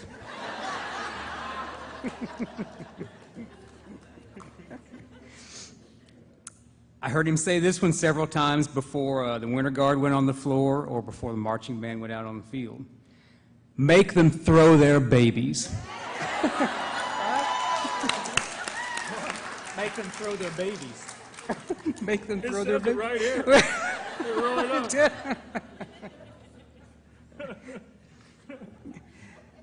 I think this one probably applies to the drama productions as well. But he would say faces, faces, faces. Squeeze those grapes, or squeeze those marbles. I'm sure that you know what that means. And a last funny one here before I take a couple here. This was mainly a staff thing, but I think he said it to kids occasionally. If you were having a bad day, or if something would happen, or whatever, he would say, you know, poop just comes and jumps on you. But with the staff, it was not poop that he said. But, okay, so now I'm going to draw a couple out of here.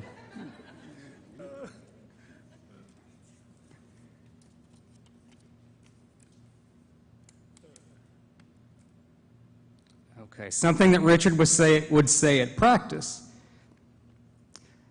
Suck it up, and let's take it from the top. This was a menagerie from 1983. Oh,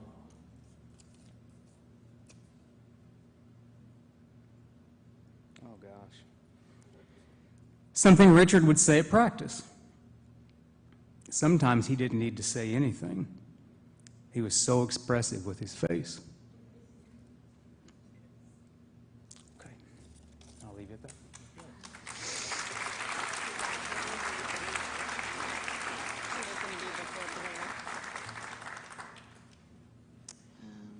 Lindsay.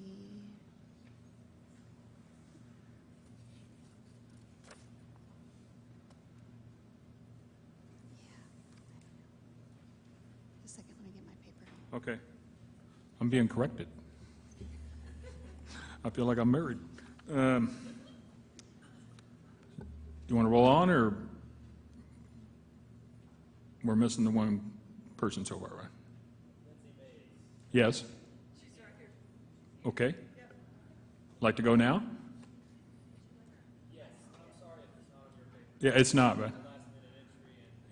Oh, it was on the program, but not in my notes. Okay. That's why I'm blaming you. Brought me 7 pages, man. Didn't even put her name on it. Come on. What do you want me to do? Lindsay, get on up here then. I know Lindsay was supposed to be in here. I saw her name on the program.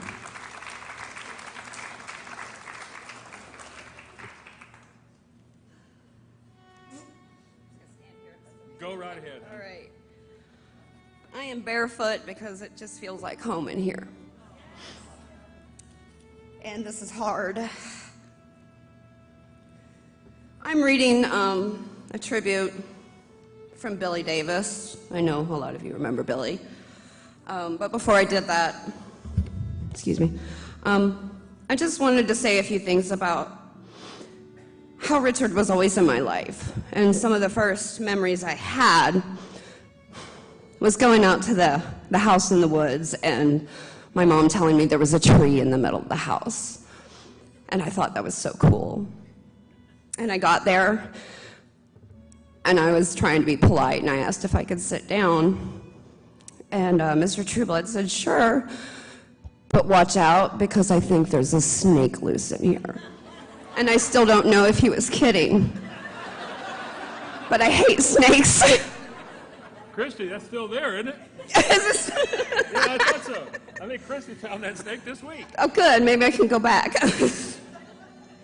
My mom would tell me about how he would read to her and his sister Sherry in bed, and she would call them fractured fairy tales, because they would be, you know, regular fairy tales, but he would twist them around and make up things. And my Uncle Brian was the Artful Dodger to his Fagin.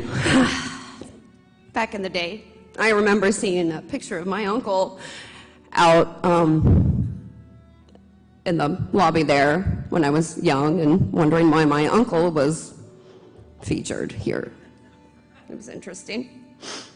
But he brought my whole family together when I was in Winter Guard. My whole family decided they wanted to come help out and roll out the floor and help drive, and it really meant a lot. And I am very thankful to have been one of his kids. And when I moved back here to Indiana, my son got to be one of his kids. And so there's a lot of generations that he's touched, and it's hard to be up here talking about him, and he's not anywhere here. But I'm sorry. Billy has been blowing up my phone for like... Hang on just one Oh, moment. yes. Thank you. Better? Yes. Better? Much better. Let her go. So Billy has been blowing up my phone for like a couple of days now, revising and revising and revising. But he wanted me to read this. I have been struggling to come up with words to describe Richard Trueblood and what he will always mean to me. I believe my particular class of 1995 is not only special to me, but definitely to Miss Harmon and Mr. Trueblood. The reason our class was so special is because the first year that we were old enough to be in the band, it was Miss Harmon's first year as Salem band director. I was 11 years old when I was finally old enough to escape the torture of playing the plastic recorder for Mrs. Minor in elementary school and graduated to a real brass instrument in 6th grade. At the time, I started to learn the trumpet from Miss Harmon while having my first art class with Mr. Trueblood. We made papier-mâché masks that were supposed to look like us, but mine was so asymmetrical and lumpy it resembled Sloth from the Goonies. More than it did me. Still, Mr. Trueblood was kind and praised us. One thing I love and appreciate about Mr. Trueblood is that while he was a motivator and passionate about his art, he would rather work with caring, passionate individuals over perfectionists without soul and love for what they were doing. It makes me sad that I can't be present with you today for this important tribute. I don't know how the rest of you feel, but although I always appreciated Miss Harmon and Mr. Trueblood, it's taken a lot of growing up, life experience, and watching life unfold to really get a better picture of just how impactful and instrumental those two have been for my entire life. And I agree with all of this. I have learned a lot of valuable life lessons from Mr. and Mrs. Trueblood, and still do. Sometimes, when I was still a child, while I always loved and respected them both, they scared me. My perspective in hindsight is much different. If I had that many squirrely children in one room constantly picking at each other, or not paying attention, or being disrespectful, I wouldn't tolerate it for 1 minute, and he wouldn't. He's mean. He's not mean, but... I lost my place, I'm sorry. It isn't always easy to see why older people do or say what they do until you're older yourself and you have realized life is never as simple as it appears on the outside. In 6th grade, Mr. Trueblood taught me not to give up or be hard on myself when I did fail. This happened when I auditioned for Charlie Brown. I was so embarrassed at my freezing up and forgetting my lines during the audition, I walked off the set while the camera was recording. Definitely learned from him and figured out that when I fall down, I really do need to pick myself up and move on, which leads me to my first play I was in, I believe in the 7th grade. I can't recall the name of the play, but I learned a good lesson from Mr. Trueblood there too. I was in my costume, which looked like Humpty Dumpty. I was so huge, I was round like a ball. I actually tripped and fell off the stage during our first performance for the public. It didn't hurt because I was well padded. But I didn't know what to do after that. And since, it was that time and the saying was popular on TV back then, I thought quick and shouted, "Help, I've fallen and I can't get up." The crowd roared, but Mr. T was not a happy man. He taught me a little bit about ad-libbing and upstaging that day, and I never did that again. I don't believe you, Billy. I have so many wonderful memories from Richard and Bonnie that most of my middle and high school memories include them. Most of this is because I was either at band practice or play practice, or better yet, at a competition on the weekends. Heck, I was at guard practice and competitions when I could be, and I wasn't even in it. It was so fun to travel with the guard, even to help the audience with their grace and their, oh no, I'm sorry, I skipped something. Even to help behind the scenes. I will never forget how exciting it was to see our girls captivate every audience with their grace and poise. I'm not sure how I ended up with the job, but I helped turn the Firebird from white to red in every show. And it felt awesome to pull off such a feat in leotard and replace it in about 3 seconds flat. Even when I didn't make the first play, I was still given the opportunity to work above where you're all sitting right now, up there in the sound booth. Thereafter, there was never a play nor musical in which I wasn't a part. I enjoyed a lot of quality time, lessons and memories with Richard and Bonnie in plays and in band. There was nowhere I'd rather be than at band practice. That probably sounds silly to some, but it was my favorite healthy escape from everything. I loved learning. I loved playing loud and having Bonnie shush me on practically every song. For some reason, she thought it wasn't right for me to play louder than everyone else. I started playing the trumpet, but the girls in front of me on the clarinet and the saxophone sections were so annoying. Sorry, I didn't write this. I asked to switch to the tuba, just so I could sit by different people. The thing no one close to me would believe is that my mouth was not big enough to play the tuba. Or at least it wasn't very good at making a proper sound. So I played the baritone for all of my high school years in band. For whatever reason, I used to zone out and tilt my head to the side when I played the baritone. And Mr. Trueblood, when he would walk through the band room, he'd walk up in my face and tilt his head to make me laugh and to get me to lift my head up. Although being the drum major my senior year was definitely a band nerd's dream come true, and I loved it, I still think the first time that Salem made it to the state finals into Indianapolis since the 70s, when I was 16 in 1992, is my favorite marching band memory. We performed to Dvorak's New World Symphony. It was the most beautifully written show, and we did a fantastic job executing it. Even though we didn't place well, we didn't care. It was the most amazing experience I had in band, even more than winning Best Drum Major. Why? Because I genuinely loved the people with whom we experienced these expressions of art. I appreciate and love both Bonnie and Richard for making these unimaginable memories a reality that I was blessed to experience. Lindsay, me, is reading this right now in my steed purely because Bonnie gave me a chance in marching band, and Richard believed in Lindsay and had her join us in band via color guard, her 8th grade year. We have not only known each other since then, but we've lived about 2,000 or so miles apart this whole time, and because of Bonnie and Richard Trueblood, we have this special, lasting friendship that I wouldn't trade for anything. I talk to Lindsay more often than I do people that I live by. All of us have several friends from band, guard, plays, and musicals that we bonded with so well. It's a bond that can't be broken despite space or time. I admit I am embarrassed at how bad I have been at staying in touch with people like you in the audience that do mean a lot to me, whether you knew it or not. One thing I can't stress enough is that Richard and Bonnie created a safe environment for all of us. They were strict and meant business, but it was because they cared so much about their work. Pushing us to be our best made us better people. Exposing us to music and art and dance and a lot of comedic moments gave us purpose. It made us learn how to work as a team. It taught us that not caring or being lazy is not acceptable. Several kids were removed from abusive situations while they were able to escape to practice in competitions, anything, to be in the special little world that we all lived in and that was created by Richard and Bonnie. I loved band camp. Being there, learning the drills, and watching it match up with the music was magic for me. However, it was hot and miserable. Was there ever a week of mild weather for band camp? No. Come to think of it, every time we performed, it was either scorching or pouring rain on us.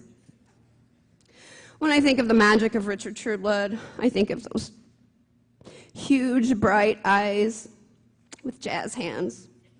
I think of the fact that somehow he got the clumsiest person alive to tap dance and do a decent job at it while having a blast in the musical Anything Goes. That was one of my favorite shows we ever did. Richard had a way of taking a boring play script typed on a manual typewriter and turning it into a realized vision of the most fantastic sets, props, and costumes, and somehow he knew exactly what he wanted to direct and produce, and the shows fell together as usual after much practice, like pure magic.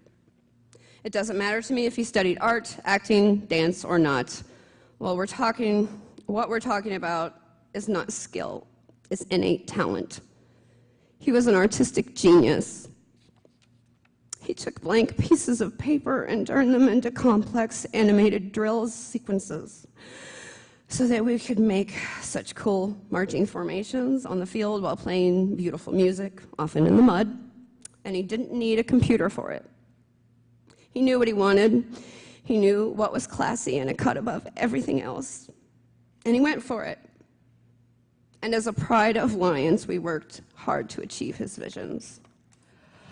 Like Bonnie has been posting online, Richard's handwriting was without a doubt the most consistent, beautiful, and elaborate handwritten script I have ever seen.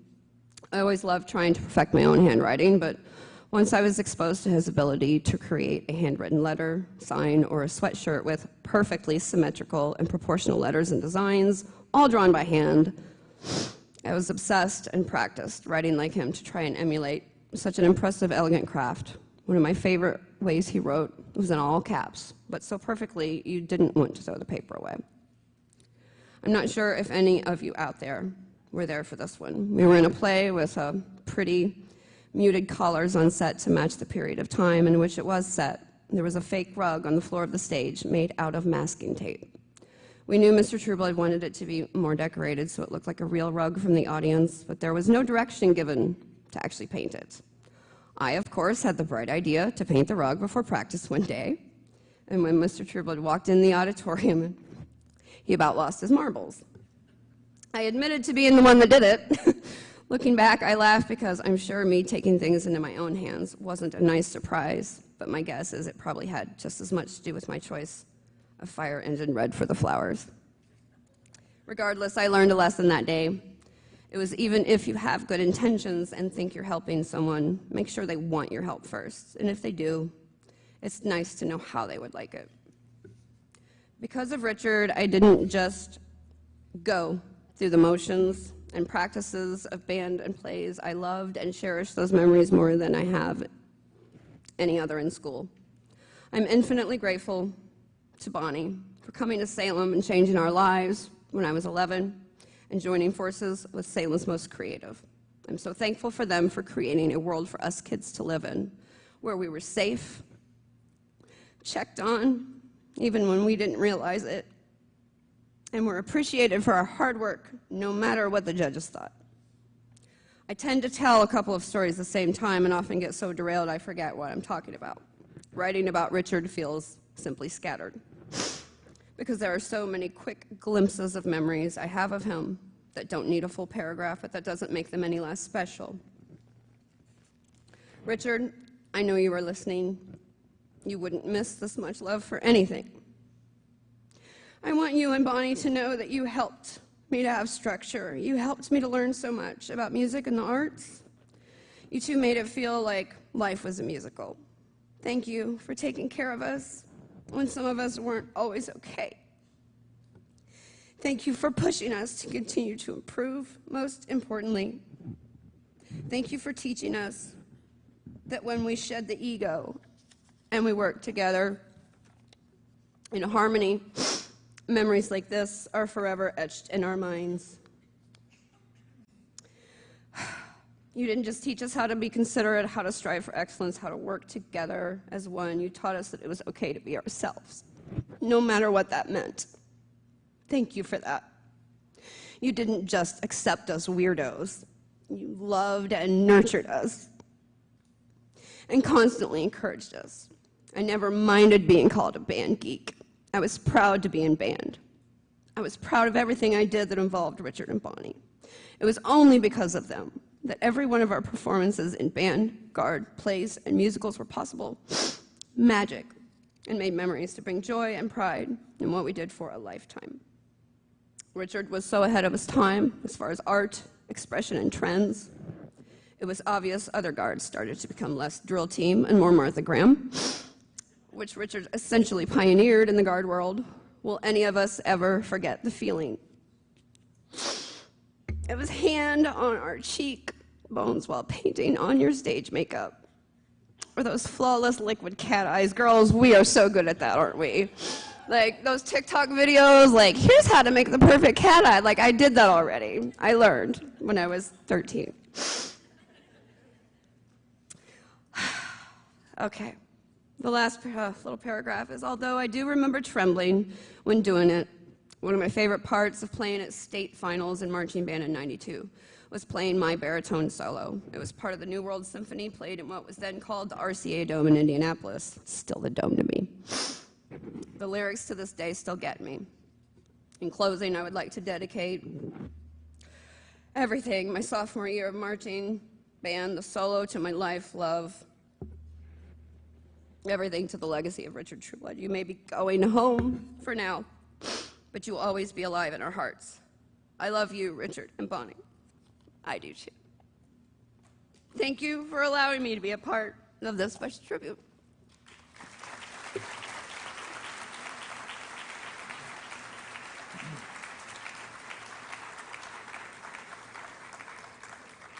Yeah, I think it's safe to say that Bill was affected by Richard and Bonnie there. I remember Bill in school. And you know what? The one thing she touched on that I thought was neat, it was always a group down here. You know, they knew all of our kids felt protected when they were down here. And I want to apologize for Lynn's for not following my script here, because the bottom line is I forgot to write it in, to be truthful with you. I even hesitate to, there's nothing I can say about this guy, the next guy. His presentation speaks for all of us. Ladies and gentlemen, this is the person who started Salem Middle School. He is the only person I ever worked for besides Ray Opal. Those are I worked here 43 years, Richard and I did. And these are the only two principals that I worked for the most part. He is a wonderful human being and loved Richard dearly. Ladies and gentlemen, this is Mr. Charles Hunt.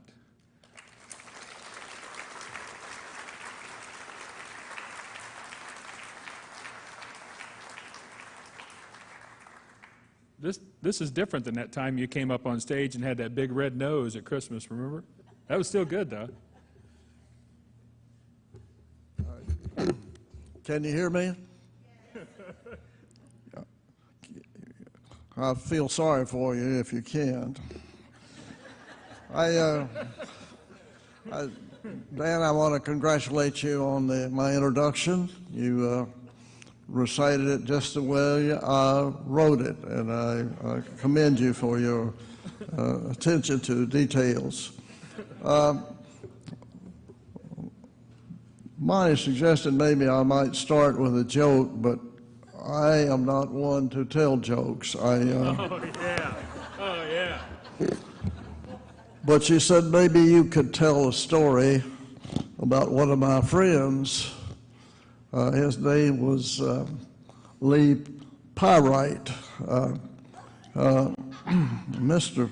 Pyrite got up one morning and complimented his wife, or really not complimented her. He was really bragging that the Lord had been so good to him.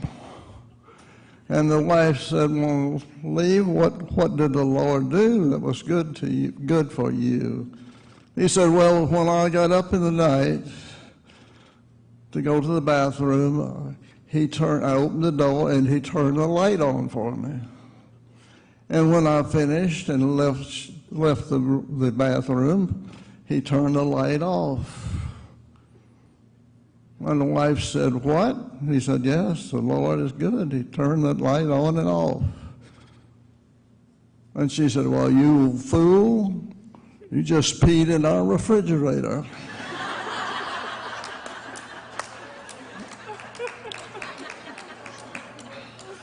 That was Lee Pyrite's story. I want to take you back to, in history, to 1958. I just finished my first tour of duty with the Air Force and came back to Salem to teach at the old junior high school. And my assignment was to teach health and physical education and for 6th, 7th, and 8th grade boys. I also coach a little basketball and track. And one of my first classes that I held after being out of service, Richard Trueblood was in that class. And after the class was over and the students were leaving the room, one kid hung back, and I could tell he wanted maybe some counseling or a word of advice, but that wasn't the case. He said, Mr. Hunt, I need to tell you something. I want to know if you know anything about Richard Trueblood. Well, of course, I knew nothing about Richard Trueblood, but that kind of put up a red flag. Maybe this Trueblood kid has escaped from the boys' school or something, and I wasn't sure about him. So I made a mental note to keep my eye on this Trueblood kid. But a few minutes later, he had explained to me what he was talking about. It seems that Richard had won a contest up at the Marathon station, and he won first place. And I said, well, what did Richard do to win first place, and what was the contest? And he said, well, the contest was a hula hoop contest, and Richard was the best hula hooper in all of Salem. So I was pleased to know that I didn't have to worry too much about Richard, but I was, anyway.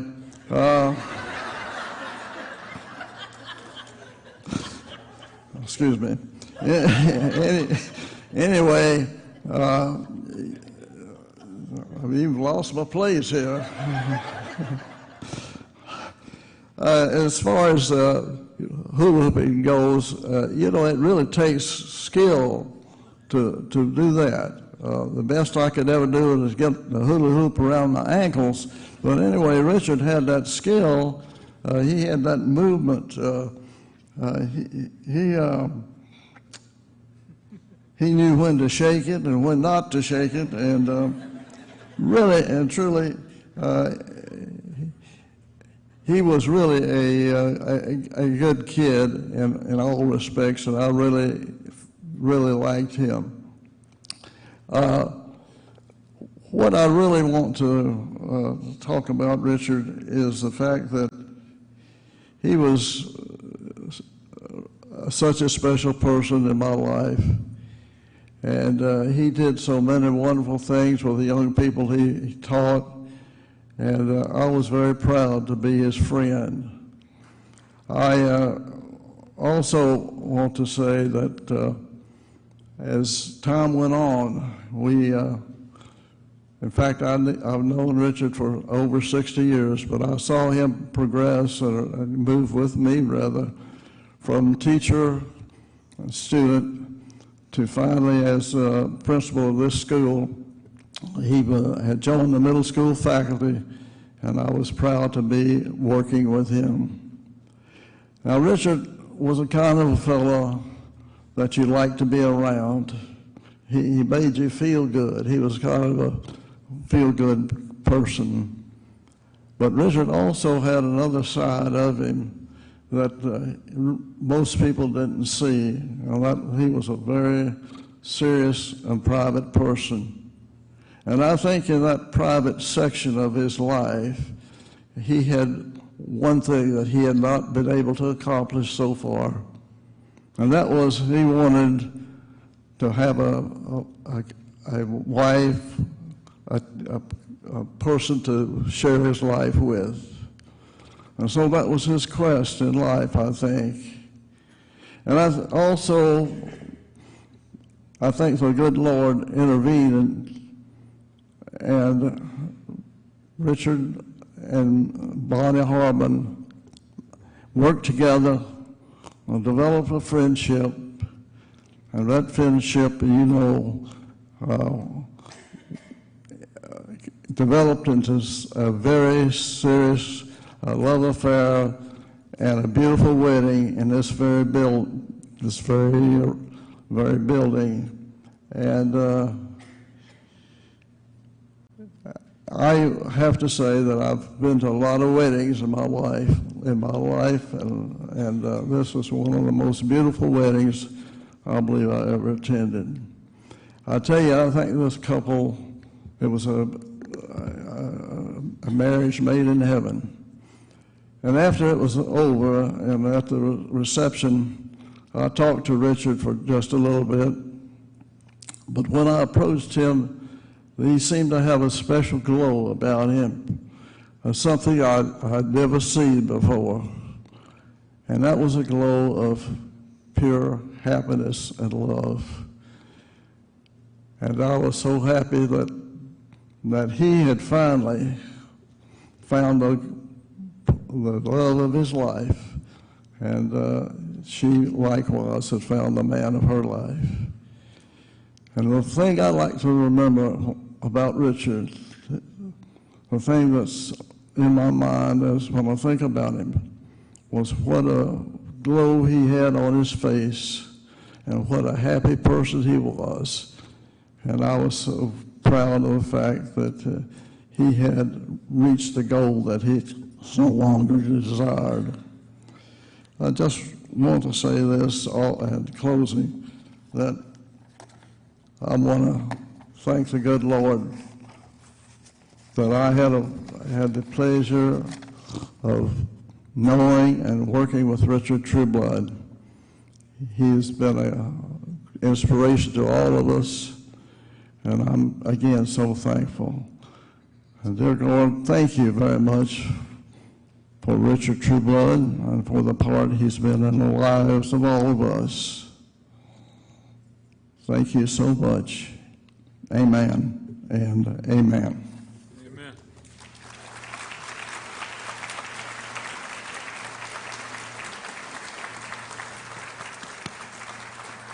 Amen.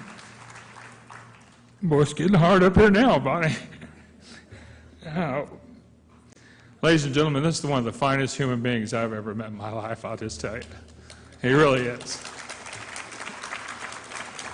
And the guy that took over for him is sitting right back there, Ray Opal. He's in the same mold as well. I'm proud to know both of them. We got a couple of musical numbers here, and these are Richard's drama students. You know, but before we get to that, real quickly, I want to do something that's not, and I know it's going long, you guys, but I swear there's so much here. I have seen two people come in that I want you to hear what they do, okay? Sarah, not to pick on you, honey, you know I love you anyway, though. Could you stand up just for a minute? Tell these people, just for one, pick Cats, for example, on Broadway. Tell these people what you did. No, but it would not be you if it hadn't been for Richard Trueblood. You know it. I was a fan of the opera in the costume department. I formally dressed Christine until about 4 years ago. The student for our school system.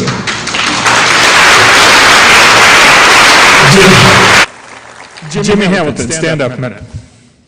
This is a very close friend. Jimmy, where is your son at right now?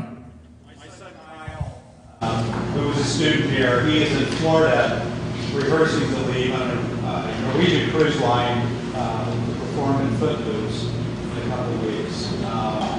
But we all regretted that a lot of things. And where was he just about 2 years ago? He was on Broadway. On Broadway, performing. On Broadway. And Richard met so much in his life. He was a great mentor. Richard got, and you guys had to come and see Kyle in New York. And that was a thrill of Kyle's life. They have Richard in New York. Yeah. And later on in the pictures, you will see Bonnie and Richard, and Kyle is in the middle. They went up to one of his productions in New York on Broadway to see. Those are students that reach Richard, and you guys, those kind of people are all over the auditorium because of Richard and Bonnie. You know, it's just, what an unbelievable gift. All right, a sidetrack there, I apologize, I won't do it again. And we all know that's a lie, I didn't say it. How about a little, here's a little bit though. I knew Mr. Hunt would be hard for me. I love the man dearly. These are some of our drama students here at school. Richard did a play, of course, many plays. You've seen banners and things out in the hallway. But this particular play was Godspell. And they're going to be singing On the Willows.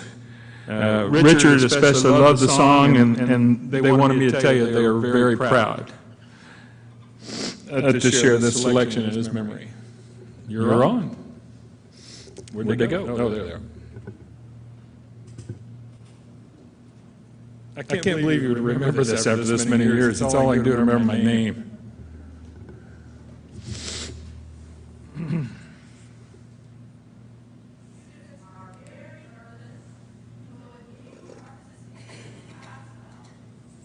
Anytime with Richard Trueblood. Please come up and join us. Oh, you have to. Oh, yeah. Come on out. If you're a Godspeller, you got to come up.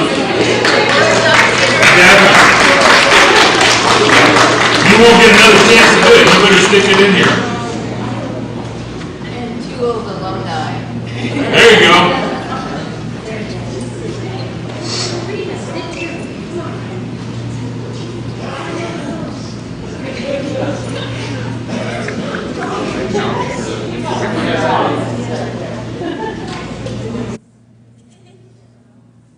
Is there somebody missing here? I thought so.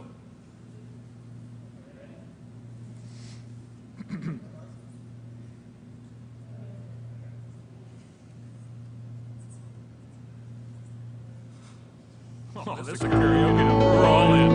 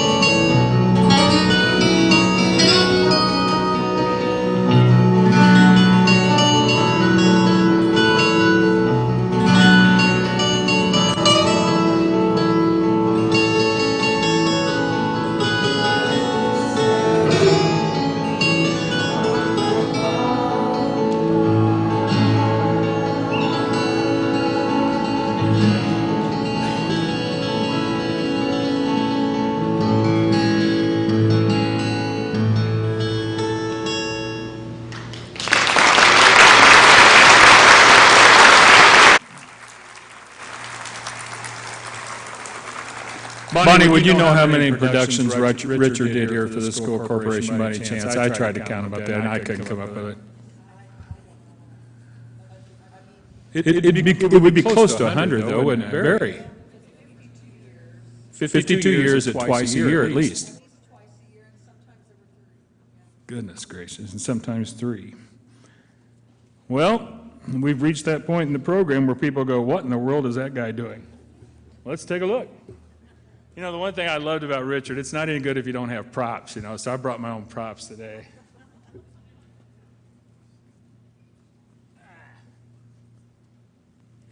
Yeah.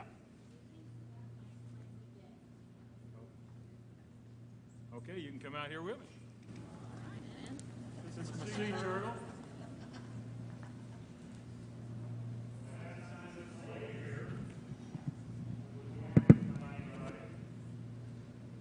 Check, check, check. Down just for a day. Scary part is we're still hurting. Thanks, son. I know everybody's going, what in the world is he doing? First of all, when Bonnie asked me to MC the thing, I said, well, you know what? I really appreciate that. Yeah, I'll take that too. I said, I really appreciate it, but if I'm going to do that, I want to sing. And she said, well, I would really like that. And I said, well, I want to sing this particular song.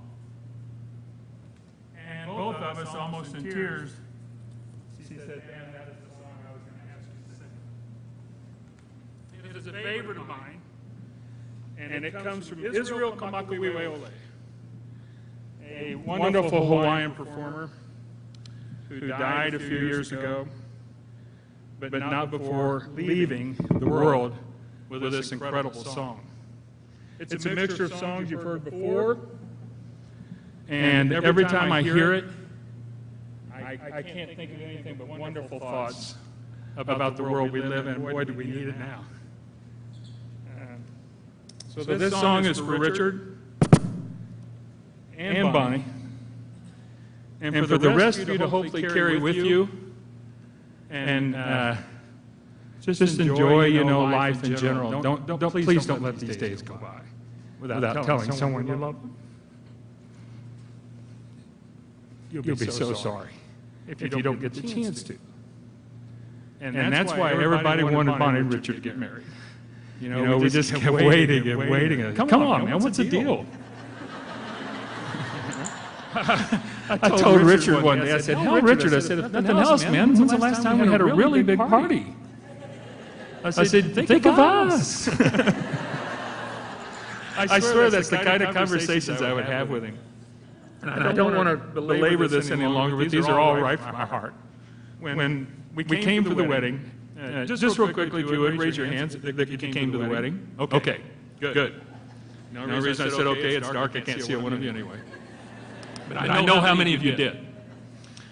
How many remember, this is one of my very favorite moments, how many remember Richard stepping out on this side, walking out kind of facing this way, with that jacket that Bonnie had found for him and she made up, and then he turned this way and gave us that almost a Grinch's type grin, you know, and I just started bawling. It was so neat. And then Bonnie came out on this side, and here's a princess, and then all of a sudden in the middle is our judge in town, like an angel that had just dropped from heaven to pull this thing together. And I thought, golly, what a wonderful night. And I can't thank him enough for it. And Bonnie too, for that matter. So that moment I will remember for the rest of my life. And I have so many memories like that. Today when I was getting dressed, you know, I started out, I had long black pants, you know, nice dress shoes and stuff. I said, yeah, that ain't going to work.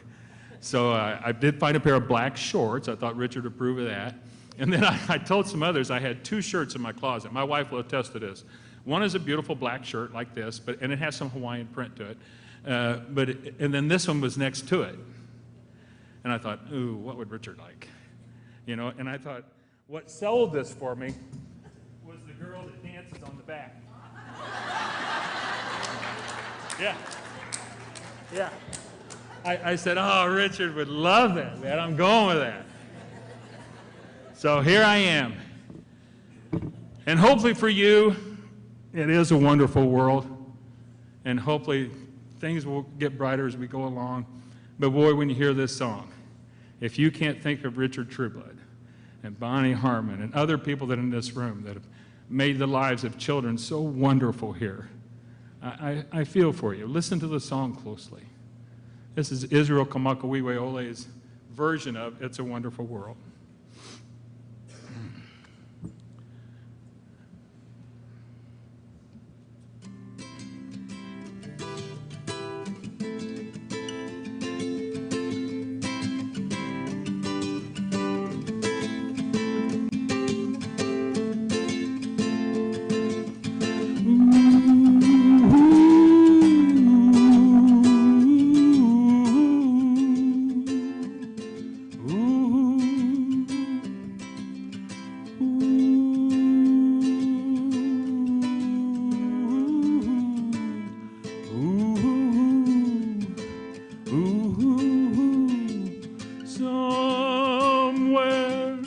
Over the rainbow, way up high,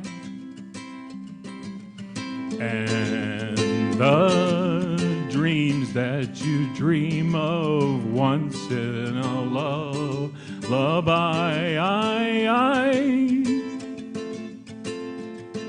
Oh, somewhere over the rainbow, bluebirds fly, and the dreams that you dream of, dreams really do come true. Someday I'll wish upon a star, wake up where the clouds are far behind me, where trouble melts like lemon drops, high above the chimney top. That's where you'll find me, oh, somewhere over the rainbow, bluebirds fly,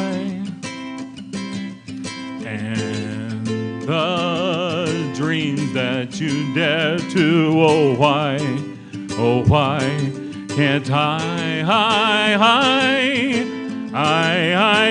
Well, I see trees of green and red roses too. I'll watch them bloom for me and you, and I think to myself, what a wonderful world. Well, I see skies of blue and I see clouds of white and the brightness of day. I like the dark and I think to myself, what a wonderful world.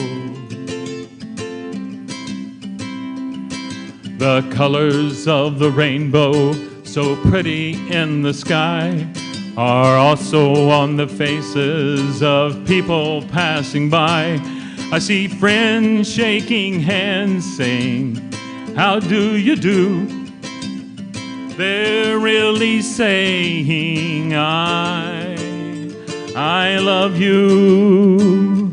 Well, I hear babies cry and I watch them grow. They'll learn much more than you'll know, and I think to myself, what a wonderful world, world, world, world, world, world. Someday I'll wish upon a star, wake up where the clouds are far behind me, where trouble melts like lemon drops, high above the chimney top. That's where you'll find me, oh, somewhere over the rainbow, way up high, and the dare to, oh, why can't I,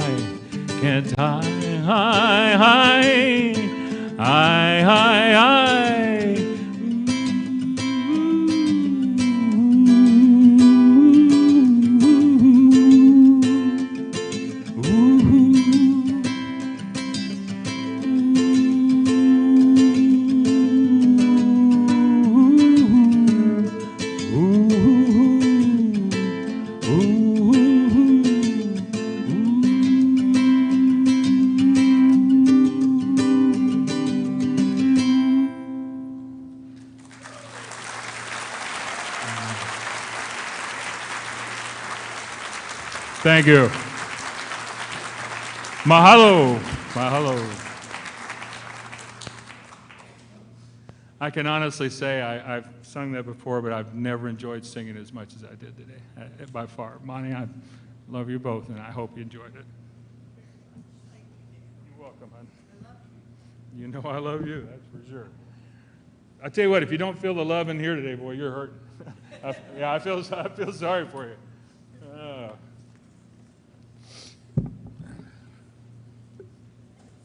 Well, we're winding her down a little bit. But first up, I spoke to this gentleman on the phone, and he told something to me that I wanted to share. I'm not sure he wanted me to, but I want to. This is John Gardner.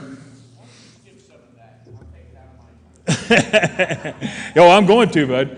All I wanted to say about John, though, was he said, you can tell them that I worked 4 years with Richard, okay? And during that time, along with John's wife, was also worked with him, Joan, but he said the band grew down at Eastern from 39 to 93 during their time. And it's a small school like ours is as well. So that in itself speaks for itself. But ladies and gentlemen, this is Mr. John Gardner. Thank you. Thanks, Bud. Bonnie, I want to thank you for the invitation. I'm honored. Salem, I want to thank you for naming this facility after Richard while he was still alive. I've known Richard for 46 years, some of you longer than that. I only worked with him for 4, so I'm a little bit surprised that I'm here. But since I am, I want to tell you a couple things. How Richard mentored me and my newlywed wife as we were trying to figure out marriage and Pekin and Salem and teaching. How he kept me from quitting my first year, because I almost did. And how he taught me to stay ahead of the curve. Some of you have used the term out of the box. We're talking about the same thing. It was spring of '76. I got a call from a guy named David Bailey in Pekin, Indiana. Never heard of it. Invited me up for an interview. I came up an hour early so I could drive around town.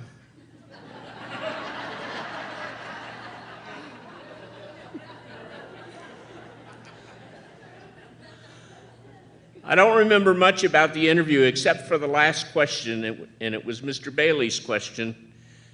When IU plays UK, who do you root for?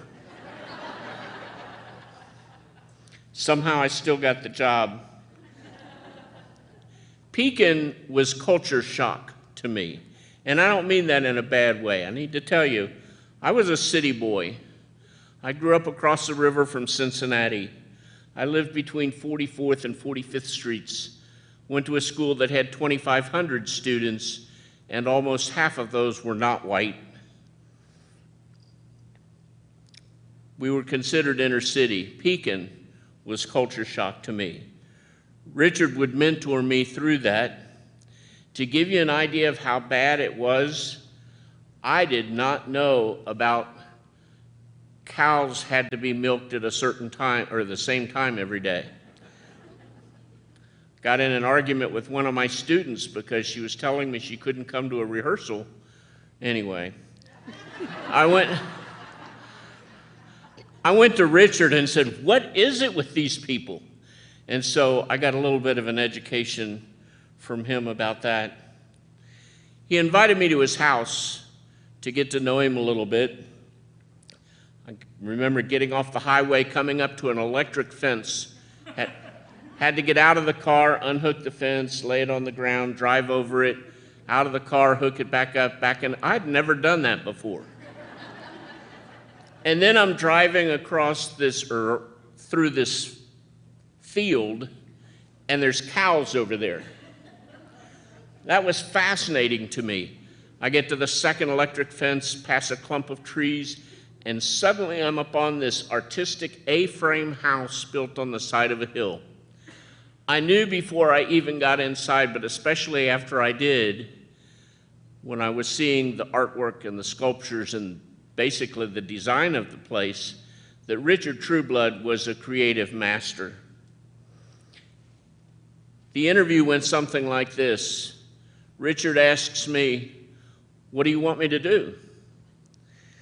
And I think I answered him something along the lines of, "You be you, and I'll try to keep up." I did not know what that meant. The first picture, number one. He designed the guard outfits, and the flags that we had required from Richard that we spray paint a purple Musketeer M through a plexiglass stencil and then apply gold contact paper for sabers. The poles had a pulley system so that we could produce a second flag from the middle of the field. This is early in marching band with flags and rifles. About the same time Jim Ashby's talking about. Judges loved it. We did camp. 1A is just a closer up of that flag with the sabers on it. I think that was our first year together. Might have been second. We went to Camp Crescendo, number 2, for band camp and learning our drill. Richard is literally hiding behind me.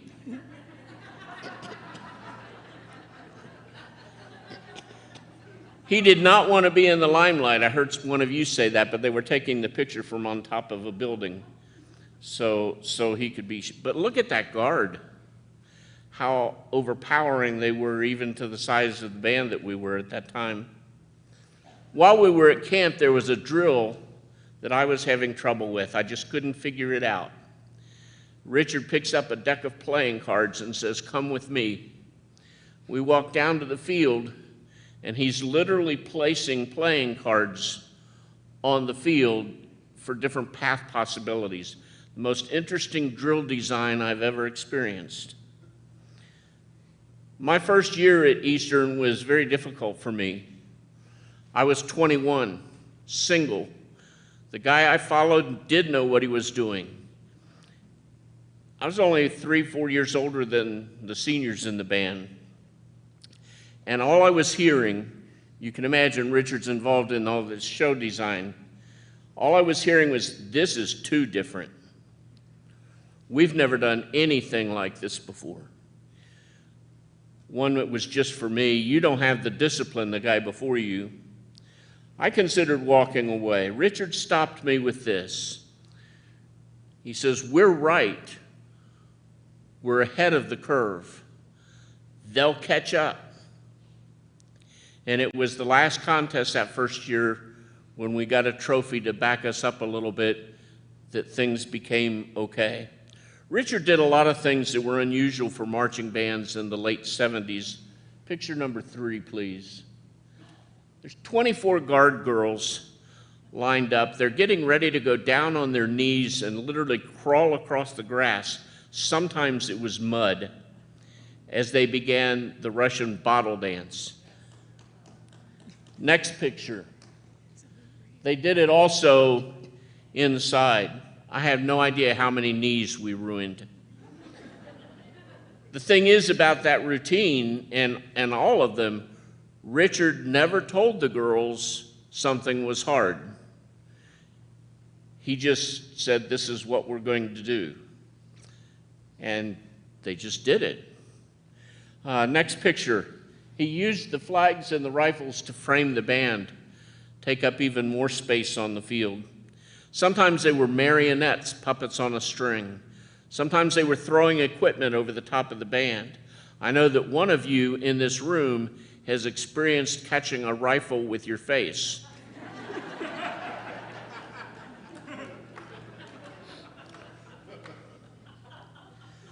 The Guard started winning caption awards. The band was winning placement awards. And as one of you posted on Facebook recently, it was the show that was winning. The show, that combination of creativity, choreography, music, and excellence. And by the 4th year that Richard and I and Joan were at Eastern, next picture, that's over 20% of the school at that time. And there was no football team. I understand there is now.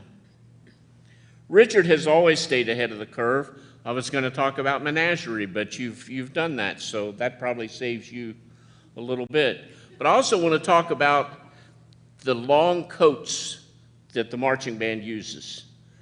Those are genius. Do you know why they're genius?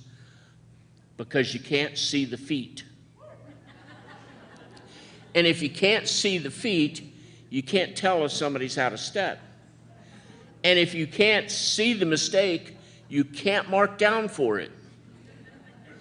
And so that creativity combined with what Bonnie and Richard were putting onto the field, the show, the creativity, the choreography, the music, excellently performed. It was the show that was winning for Salem. And my last picture, this was at a band reunion that Eastern had, I think it's probably about 17, 18 years ago. Bonnie and Richard came down, Joan and I came down, and one of the things that we talked about while we were there is that back in the day, we were a pretty good team. I want to leave you with this.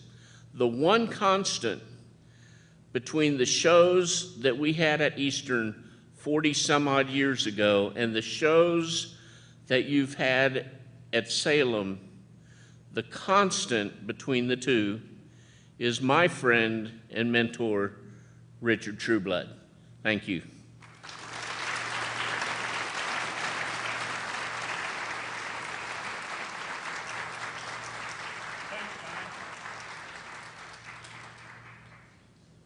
In preparation for this, Bonnie had asked that a slide presentation get ready, and a young man who several of you may know, Ethan Bauer, Ethan took it upon himself to put together a slide presentation, and then it was suggested that it go to some music, and Blair Winslow came up with this, suggested that it come to the music of the Beatles, which most of you have heard the song In My Life, and how perfect that would be to go with this. And I did not know this until Blair, it was explained to us. If you go to YouTube, you can hear Sean Connery. Actually, he doesn't sing the song, but he words it in a way that, it's just incredible. And it seemed, but in this particular case, we're using the Beatles version. I think that's what we're doing, aren't we? Yeah? Dan, Yeah? this was one of Richard's Winter Guard shows. Ah, okay. This version was Sean Connery, and so Oh! the music is special for that reason. There you go. Bonnie said the version that Sean Connery has on YouTube, Richard used for a Winter Guard show. And if you can imagine Sean Connery's voice talking over this as the girls were, it had to be just unbelievable. And that's what, and Ethan put this together for us, and this is the presentation we're going to see now.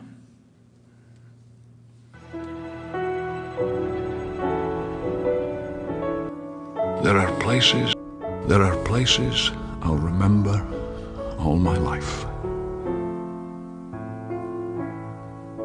Though some have changed, some forever, not for better. Some have gone, and some remain. All these places have their moments. With lovers and friends, I still can recall. Some are dead, and some are living. In my life, I've loved them all.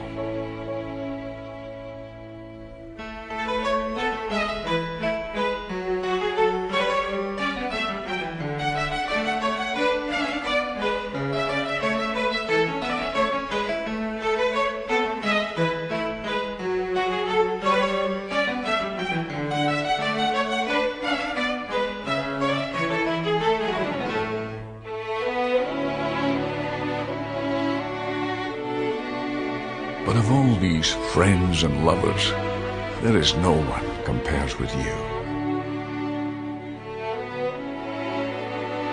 And these memories lose their meaning when I think of love as something new. Though I know I'll never lose affection for people and things that went before.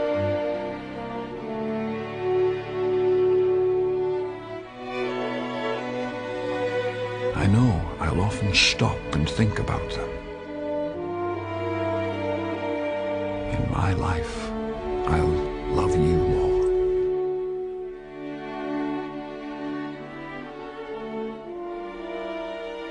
In my life, I'll love you more.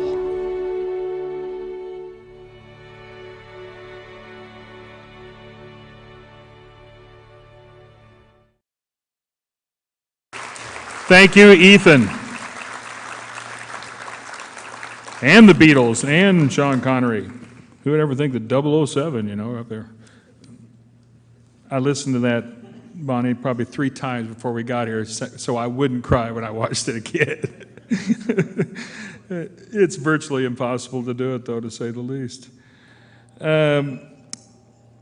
Bob Medworth is here today, and many of these people I did not know, and I got to talk to on the phone and meet a little bit. But Bob's association with Richard and Bonnie is color guard, basically. Bob has been the president of the Indiana High School Color Guard Association. Typically when Bonnie would be the vice president, and then he would go back to being the vice president, Bonnie would be the president. I think he told me that went on for like 20 years, or pretty close to it. He himself served 41 years at Northview High School.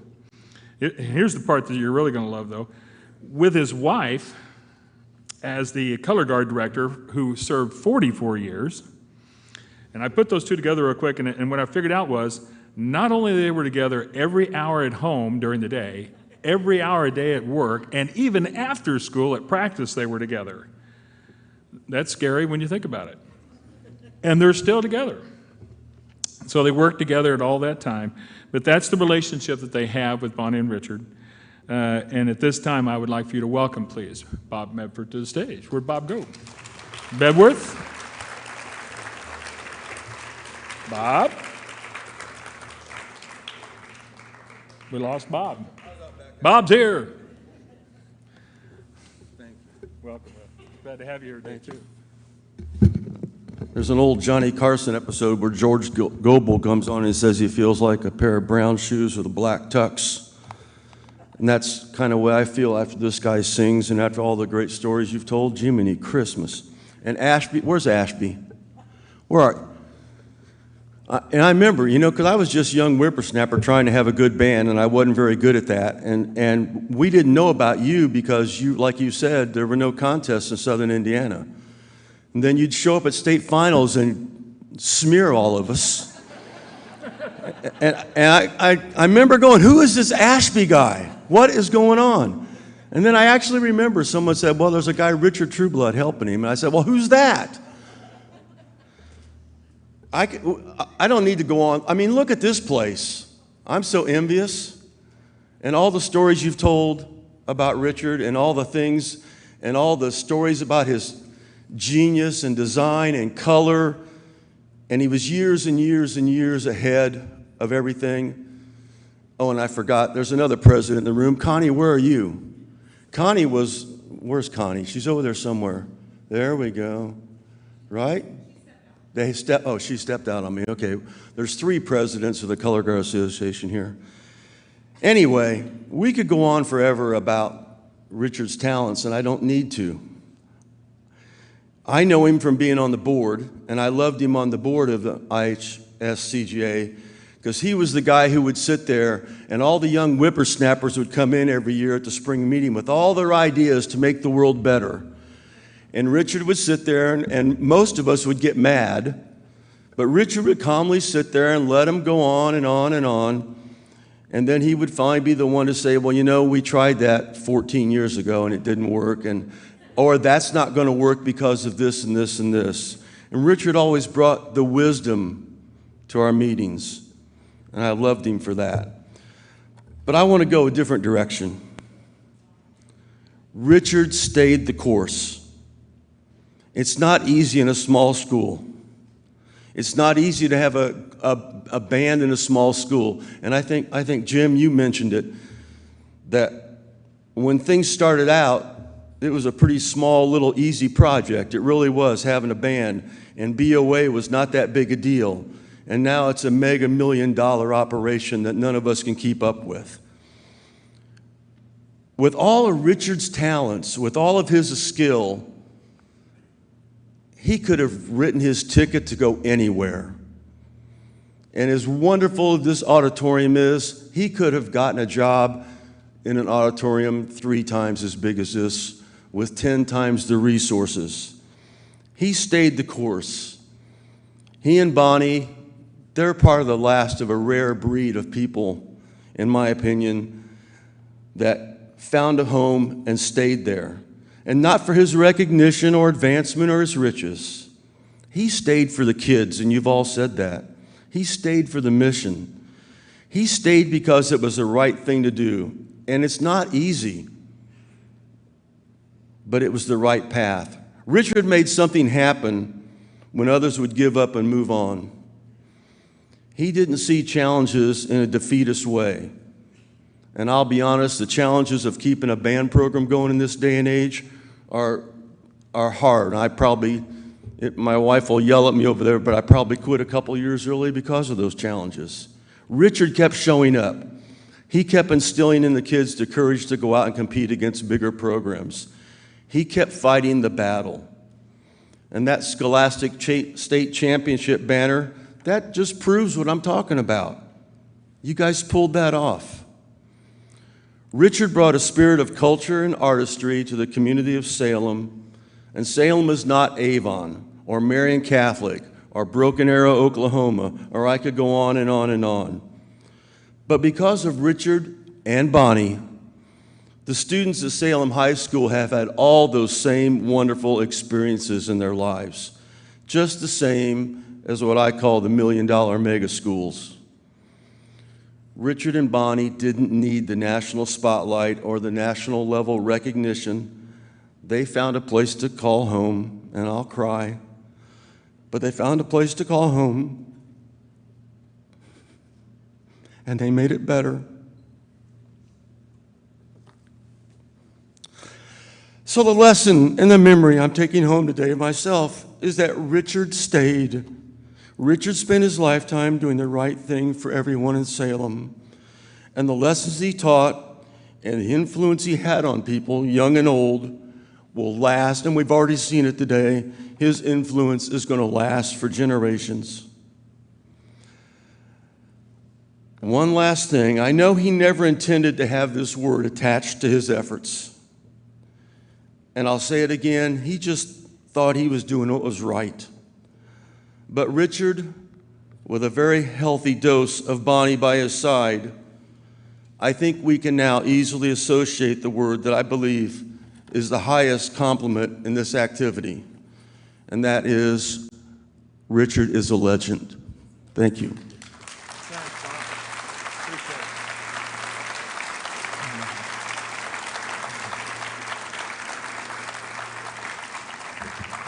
Thanks, Bob. Appreciate it, bud. Isn't it neat when people speak from their heart? You can feel it, can't you? And if I'm not mistaken, back to Miss Snyder here once again, your senior year, your senior year when you guys were in Indianapolis, wasn't Richard inducted into the Hall of Fame that day? It was, wasn't it, Bonnie? And then for those of you who do not know it, We have to be one of the very few schools in the state of Indiana. Both of our instructors are in the Hall of Fame in the color. Bonnie has also been inducted, as I know, and our school has 2.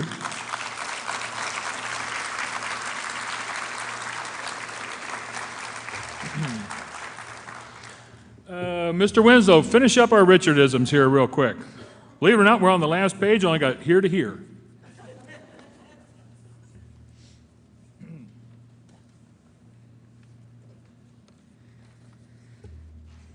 That's a lot of work. Exactly. Salad. Thanks for coming. Monkey butts. My daughter still says that. Yes, she does. We had monkey butt powder. That's where that came from. There you go. He always called me Blairley and Lil Buddy.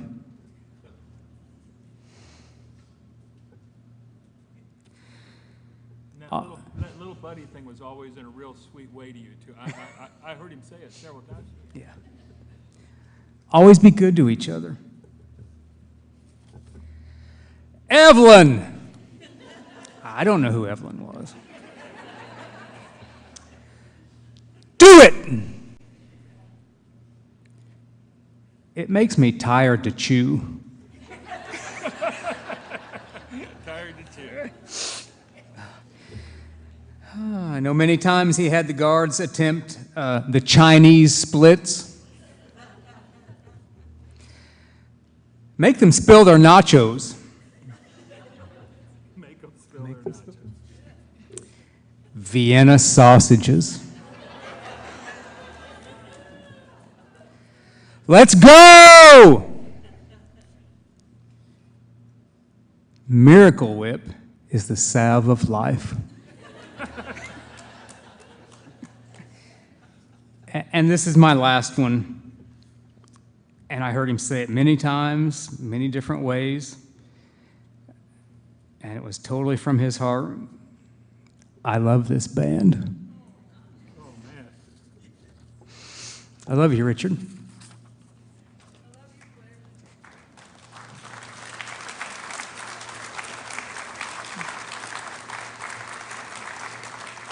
Remember when you and I said this would get easier toward the end? Well, I'll tell you what the problem is, and I swear I'm sharing it myself right now. It isn't about the end. I don't want it to end. I don't want to say goodbye, and I won't. He'll be a part of our lives forever, let's face it. Poor Bonnie will always be called Bonnie and Richard, and Richard won't be here. Bonnie, you and Richard, come on. I can't. The other day I told her I couldn't find her phone number because I kept it under Bonnie Harmon and Richard's under Richard Trueblood. So is she Richard Harmon or Bonnie Trueblood? Where is it at in the phone, Oh, goodness gracious. I was just thinking, Richard's attention to detail was always so incredible. And I always thought, how does that affect people, though, when you really come down to it? And then I realized I'm in Walmart a while ago. I mean, literally just a while ago, trying to find a pair of Hawaiian sandals that Richard would approve of. So here I am, And I thought, yeah, that's the influence he had. I remember he was doing one play one time, and he had the most unique way, especially for me, because my daughter would be in it, and I loved being with him and Bonnie anyway. He'd say, what we need? And, whatever after that meant I was going to get a hammer or saw or something, But there was one time in particular, the scene called for an interior of a car. And what it would be a seat with my daughter and another actor. And what he wanted was a steering column to come up to make it look like one of them was driving. And he goes, I don't think it'd be that complicated. I said, you know what, I'll handle that for you. Let me handle it to you, okay? Steve Gilstrap gives me a bench seat out of a bus that I used. But where I really got into it with a guy out at the junkyard was, hey, I need a steering column for the play at school, man. He goes, oh, okay. He comes out, and he's got this one that's all beat up and everything. I go, no, man, I can't take that. And he goes, I thought you were doing a play. I am, but I got to have a nicer steering column than that. So he brings out a pretty nice one. And he's going to tab me for a bill on it, though. He goes, I got, that one I'm going to have like $40 for, though. I said, no, man, I'm bringing it back Monday. I said, don't you want to help out the school or what? That was always my angle. You don't want to help out the school or what? So needless to say, I brought it back, painted it up. It looked just like, and we had the best. But that's how Richard could do things. I wanted to do it for him. I wanted to.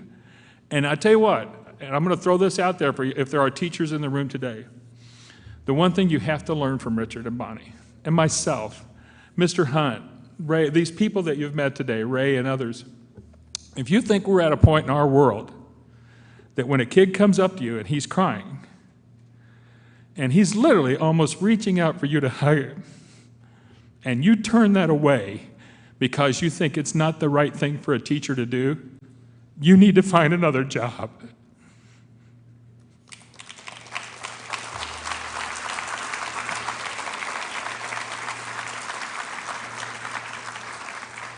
I've seen my daughter hug so many kids at school.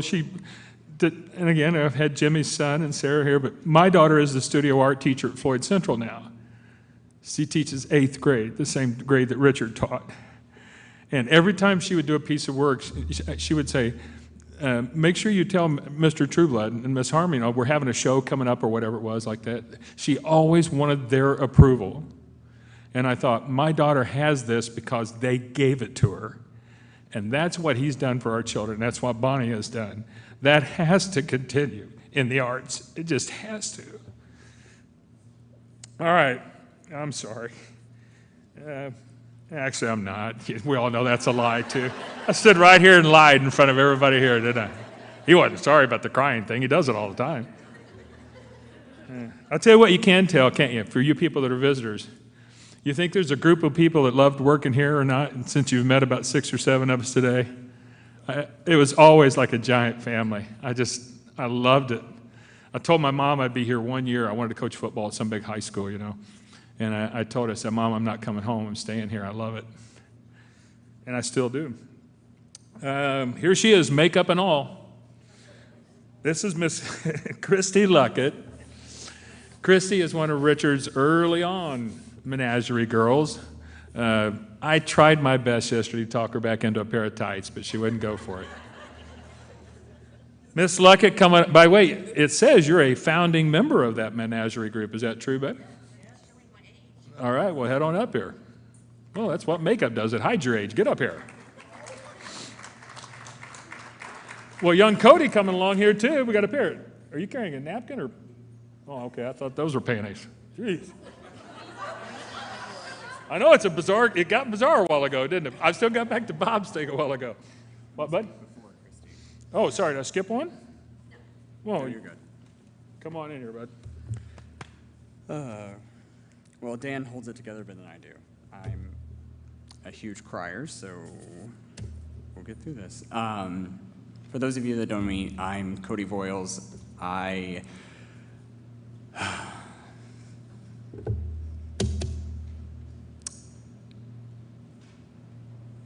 Bonnie and Richard had a profound impact on me growing up.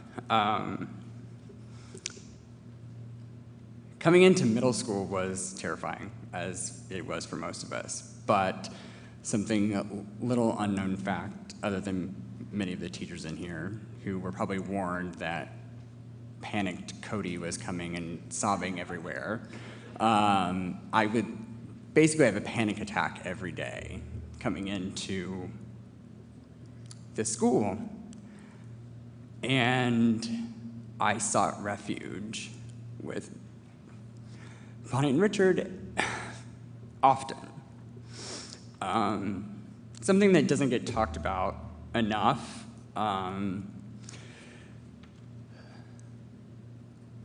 is how comfortable Richard was with everyone and how he was so comfortable in his sexuality.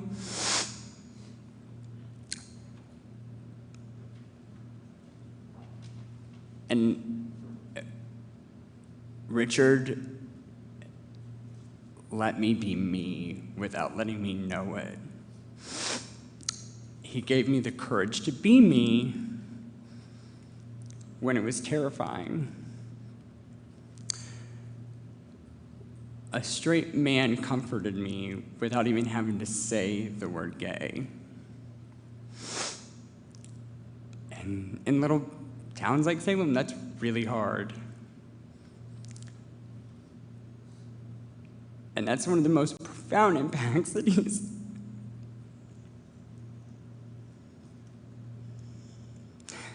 he had on me. To the point where, in a play, he cast me to be counterpart to Sarah Roll. And in a scene, I had to make out with Sarah Roll. And is Sarah here? Because I would die. If she's not, this could get really good. And I was so scared to do it because I just didn't want to push the boundaries with her. But Sarah and I just had a good bond and said, we'll actually do it like when the moment happens. And he pulled us front and center and said, Cody, kiss her now. And Sarah's a beautiful girl, and everyone in that room was so jealous. Kyle Hamilton was one of them. He was like, well, you get to kiss her and I don't. But moments like that, he just pushed me to be comfortable with who I was.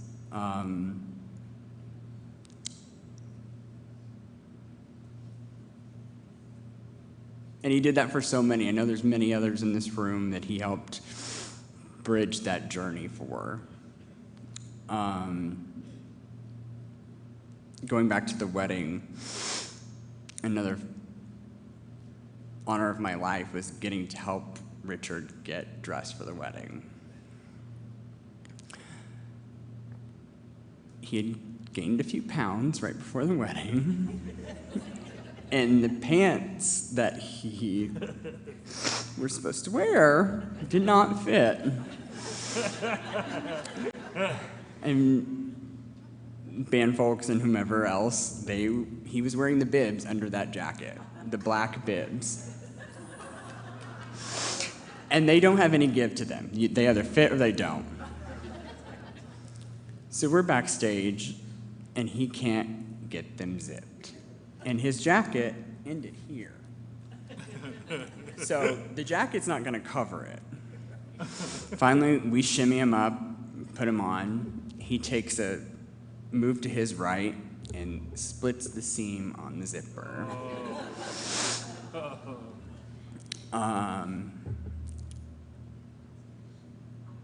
Beginning to safety pin him back into those pants and getting to take care of him for that one moment was incredible. But that's just such a Richard moment. Like, he used to do that for all of us, but I got to do it for him. I just cannot underscore enough how, I think somebody said, like, I know you can do it, and just pushing that. I was one of the least artistic people in his art room class, and it was so bad, we did those paper mache masks, and that was the year that the band did Imperial Impressions. So I did a traditional Chinese mask and did the yin and the yang, but I could not draw the eyeball. I still have the mask to this day, and I drew one eyeball. Richard comes over and looks at it. You should do that again. I tried and I tried and I tried. And then he finally said, okay, you paint that one in, I'll do the other one. And of course, he does this beautiful, elaborate cat eye thing all the way down. If you look at the mask to this day, it looks like one has a lazy eye, which was mine. And then it has Richard's beautiful, like, cat image. But he never told me it looked bad. He just kept pushing me to make it better. I'll close with this, echoing back to what Dan said. This is a sacred space for many, many reasons. We have to protect it. Everyone in this room has to protect it and do what we can to protect the arts, not just this space, but everywhere we can. We can't stop. I know it will continue to be in good hands with Blair and Jean, but it's hard not to drop everything and want to come shield all of this and protect it. So think about that when you leave here today and protect it as much as Richard did. Thank you. Whoa. Proud of you, man. To say the least. There's not a bigger thrill, as Bonnie will tell you, and Bob and Don, all the guys that spoke today, there's not a bigger thrill than being with a former student. First of all, that you loved when they were in school, but boy, they've done so much, and it makes you, it's the gratification that teachers and administrators get from the job that they do, plain and simple. By the way, I am going to share this. I didn't know whether I should, but I'm not. But I'm this deep into it now. Why not, you know? I'm going to tell you that Richard, I can't remember what we were doing, to be very honest with you. It was play practice, something. We had not seen each other for a little bit, and I came up to him. He came up and gave me a great big bear hug, which that I was used to. But then he is the first male to actually just kiss me right on the face, you know? And I was taken aback by it so much that I probably made the mistake of doing it right back to him, you know, because my dad, who loved me dearly, I know he did, but he wasn't a person to say it a lot, and he certainly never kissed me, you know. Later on he did in life, but not earlier on. And for Richard, that's the only male, to the best of my knowledge, I think, has kissed me on the cheek, you know, and I grew to really love it because it made me feel like he really loved me. And that's why every time I would see him, it was kind of a race as to who gets to kiss who first, you know. But that goes back to what I was saying a while ago. Boy, if you love someone, please don't avoid saying it, so it's not too late. Miss Luckett, you want to come in and bail this out here? We're down to the last paragraph. Come on in, man. And I love her too. She's a former student and everything, makeup and all.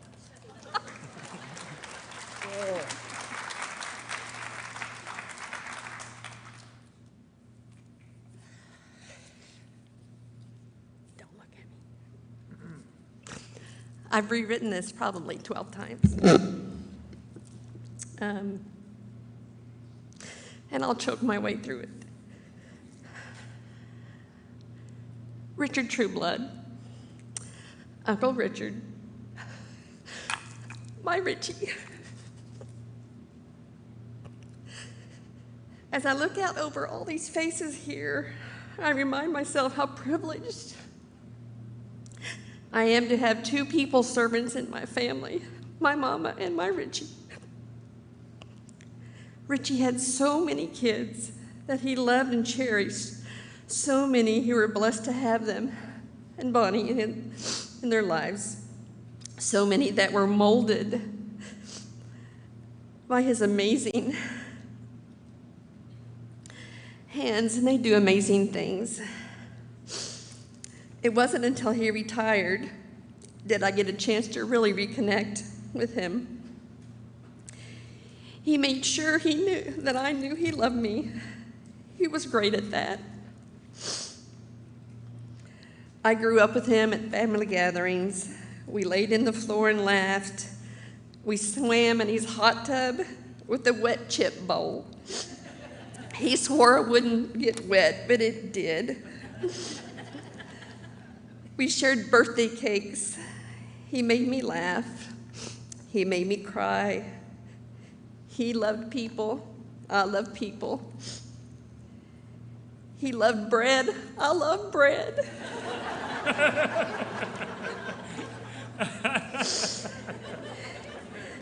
He was brave. He was the first to do many things. Male cheerleader,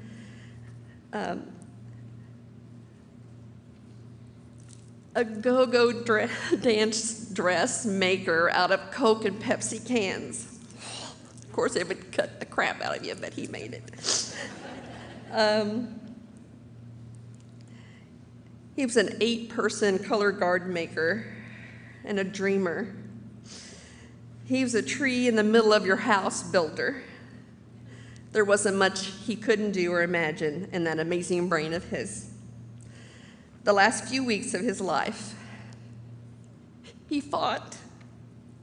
He worked so hard to try to do everything they asked him to. Even when he struggled to talk, and I asked him to tell me he loved me before I'd leave the hospital room, he waited till I got down the hall and he yelled, "I love you." That was him. We listened to music together and cried to songs that struck deep within both of us. I will forever cherish that time. It gave me time to spend with his Bonnie. Richie loved his Bonnie with his entire heart. Nothing but the best for her. Even when we were planning a wedding, it had to be perfect.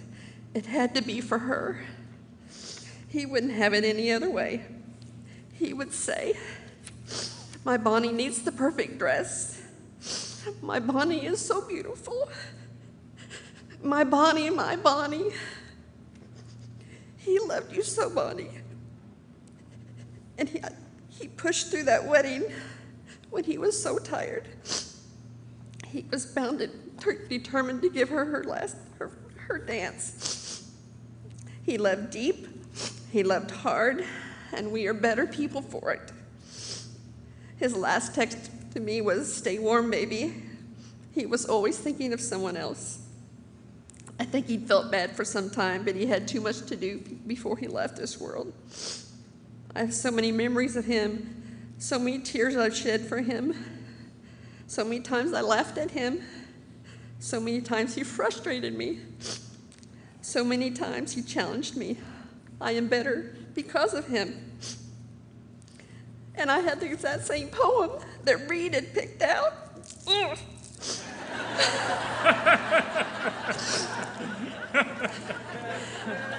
Because when I read it, I was like, this is it, because it's the trees. And so I won't read that to you again.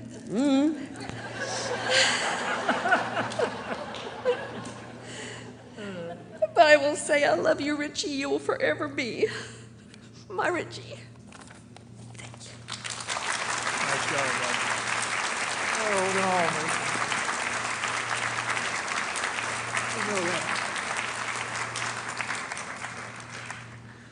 I tell you what, it's really hard, boy, to be the MC when you love the person speaking and you love the one they're speaking about.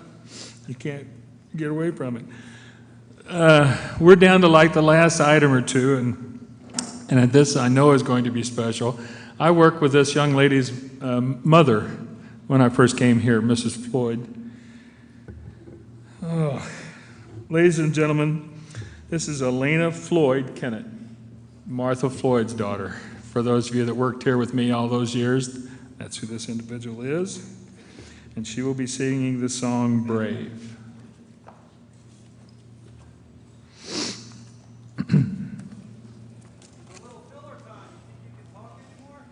I got all kinds of talking. That ain't no problem. Yeah. As they get things set up here, seriously, we have so many things that we could talk with Richard about. I want to throw this one out there. One of the things that Richard did, and this is not just fill-in, I had so many things I wanted to say, I've kind of holding back, so I'm not talking all day, you know. But Richard and Bonnie both, one of the things that they would do quite regularly with the cast of the plays, they would take them to Indianapolis or Louisville, wherever it was, but it had to be a place, I mean, this is big time stuff. We're going to see a Broadway play or something like that. And that was always a good time. But then what was really cool afterwards, they would want to go eat together. And I remember in particular when we came back we stopped and we ate at Shapiro's Deli. in Indianapolis, which is, believe it or not, world-renowned. But our kids got to experience what true Jewish food was like and stuff. And of course, it's absolutely delicious, and people wait in line for it forever. But they would have never had that experience if it had not been for that trip. You know, it's one of the reasons I always like traveling so much with kids.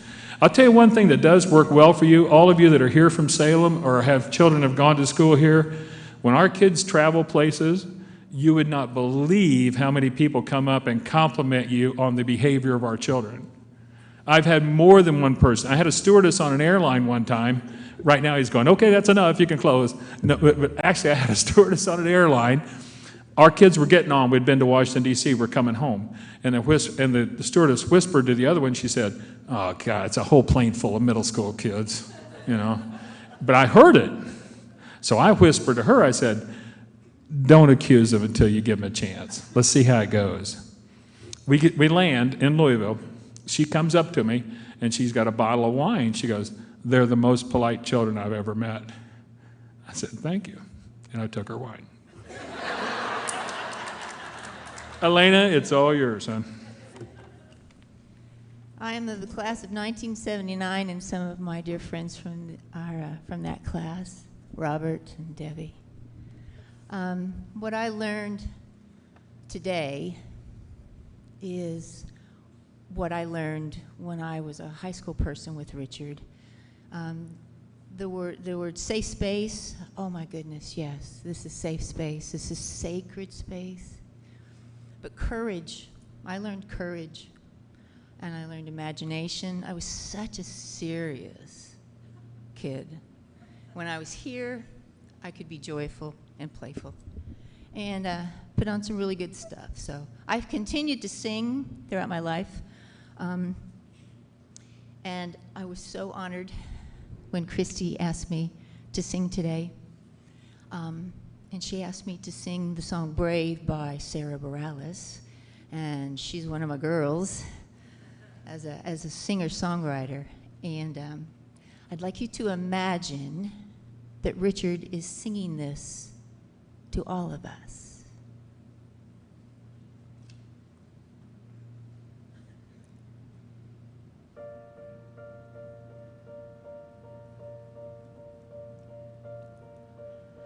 You can be amazing, turn a phrase into a weapon or a drug. You can know the outside, on the inside, somebody's lack of love. Or you can start speaking out. Nothing's gonna hurt you the way the words do. They send tethers beneath your skin. Up on the outside, you can see the light within. But I wonder what would happen if you say what you wanna say and let the words fall out. Honestly, I wanna see you be brave. What you wanna say and let the words fall out. Honestly, I wanna see you be brave. Just wanna see you. Just wanna see you, just wanna see you, I wanna see you be brave. Everybody's been there, everybody's been stared down by the enemy, falling for the fear and locked inside. Don't run, stop holding your breath, maybe there's a way out of the cage there you live. Maybe one day soon you can let the light in. Show them how big your grave is. Say what you wanna say and let the words fall out. Honestly, I wanna see you be brave. What you wanna say and let the words fall out. Honestly, I wanna see you be brave. Ever since your history of silence don't do you any good, did you think it would? The let your voice be anything but empty. Why don't you tell them the truth? Say what you wanna say and let the words fall out. Honestly, I wanna see you be brave. What you wanna say and let the words fall out. Honestly, I wanna see you be brave.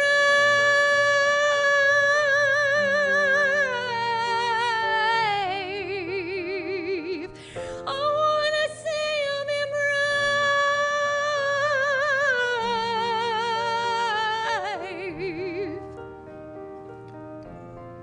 See you be brave.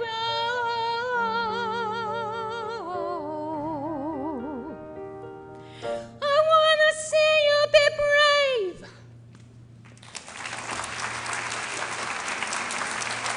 Elena, thank you so much. I tell you what, as you were singing that, I was literally had Richard's image in my head going, say it, just say it out. Would that not have been him or what? Would you just say what you want to say and get it with? Well, this is what the end of page 7 looks like. And those of you that haven't gone to take a pee recently, I know you're probably wondering, when's this over? We got you covered, though. Boy, this is not going to be hard. I'm going to really enjoy this part. I wish you could see this right here because it says, all these notes now that George gave me, this is all he gave me on Bonnie. Introduce Bonnie. Right here. Introduce Bonnie. To which I wrote out to the side of it for help, what is there to say? So the only thing I could come up with, ladies and gentlemen, here is the only person who probably saw Richard Trueblood naked more times than his mom. Huh? That would be true, wouldn't it? Ladies and gentlemen, Mrs. Bonnie Trueblood.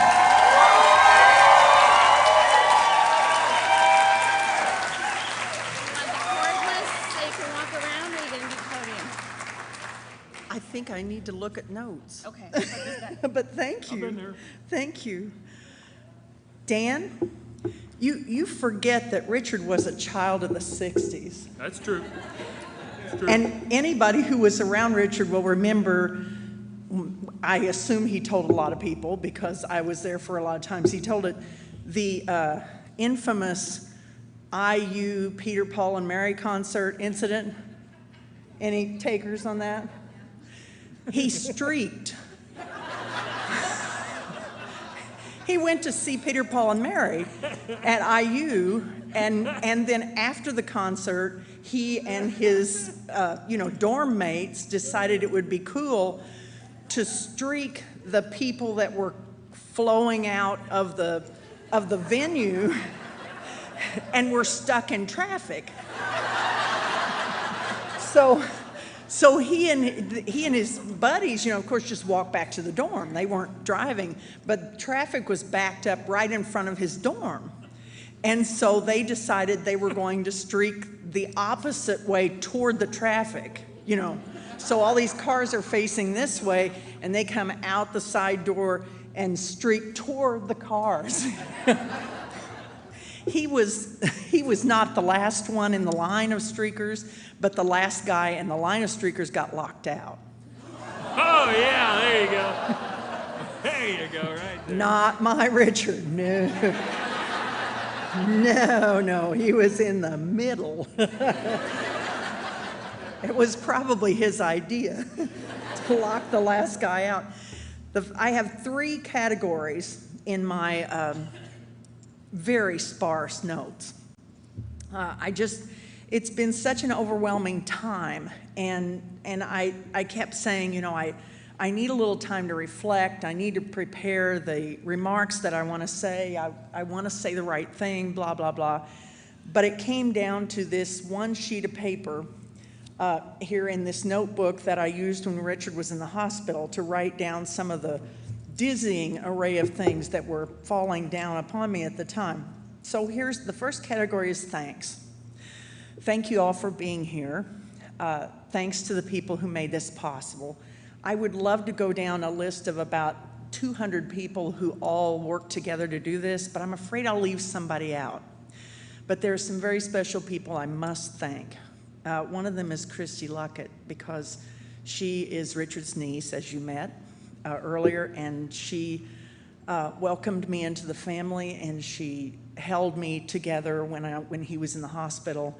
And any of you who have nursed someone you love through a hospital stay know how hard that time can be, and she held me together. She truly and literally held me together. I still have a Ziploc bag of things that she packed for me when I stayed in the hospital, and she made me a Ziploc bag that I could live out of anywhere. And she has helped hold me together through this process as well. And Christy, I love you, and I thank you very much for everything you've done for me. She is a dynamo. Now that word has two sides.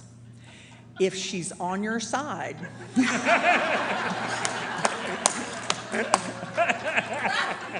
I wonder what the other side is. you are in. But if you want to do A and she wants to do B, give up. Surrender, because you ain't doing it. And we've been working on restoring Richard's house, bringing it back to life. And if you ever saw Richard's art room, 4 floors of his art room is what we've gone through. And so you see the beautiful displays in the hallway and the cafeteria and all the stuff we've unearthed and all that sort of thing, but we'll get to that later. Person number 2, George. George Henry came into our lives as a construction type handyman guy. And I think Tina brought us together, didn't she, George? I think Tina Bailey Sorrells was the one to say, hey, this guy will be great. Because Richard was always trying to find somebody to work on his house, but his house is so unique that, you know, if you want to put in a bathroom or a wall or do some drywall or something, most people come in and go, and they drywall. Well, at Richard's, you have to go like, you know, in a nautilus shape around the corner and end in a pit that has stones and a plant, and by the way, don't disturb the snake, and then, you know, you get the idea. So we found George, and George brought into our lives not only his wonderful skills, but his family, his wife, Courtney, who has been our personal Vanna White up here today, and his kids, his life. He brought everything, and it was all wonderful. And today, George organized this program. Christy did the stage. Isn't it great? Because, like, who does, yes.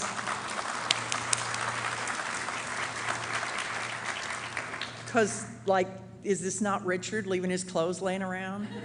Is this not great?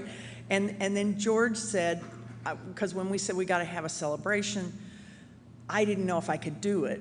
And I've organized a lot of things in my life, but this is one I wasn't sure I could do. And instantly, George was there saying, done, I'll take care of it. And he said, you know, who do you want? And I just like spewed all these names out and said, I think I want this, I think I want that. And George organized it and made it possible. And then we would meet, you know, him and Christy and me and Blair and Jean and Tina, and I mean, all these people just kept the love and the support and the elbow grease that rained down upon me was incredibly overwhelming in such a beautiful way. But George organized the program. George organized the displays that you see out here. He brought in his mom. She did beautiful displays with mannequins. He made his kids work. You know, he took care of Richard's house. He took care of my house. I could just go on and on and on. Richard loved George like a son, and he loved George's family. And so I like to think somehow that that's reciprocal. So George, thank you for this beautiful program that we are all being a part of today.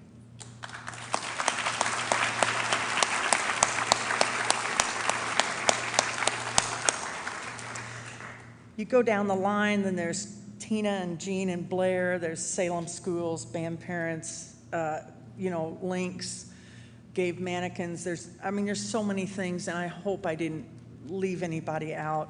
I don't mean to.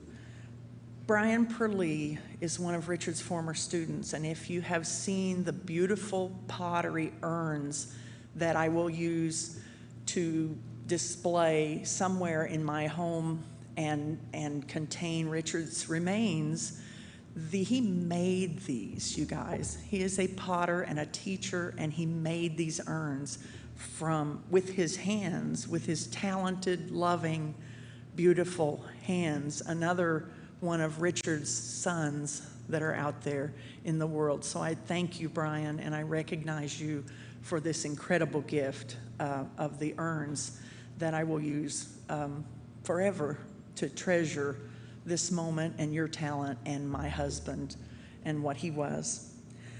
So just thank you so much, everybody who had a part in this. So that's my first category, is thanks. I could go through every speaker today and tell you a story about them, because Richard was all about stories, am I right? But I don't want to keep you here, because I know some of you, they're like, we have bladders and things. So, but I thank them all, such wonderful things. I sat there and tried to make notes. Let's see what else. The second category. Category 2 is my Richard. I am the luckiest woman in the world.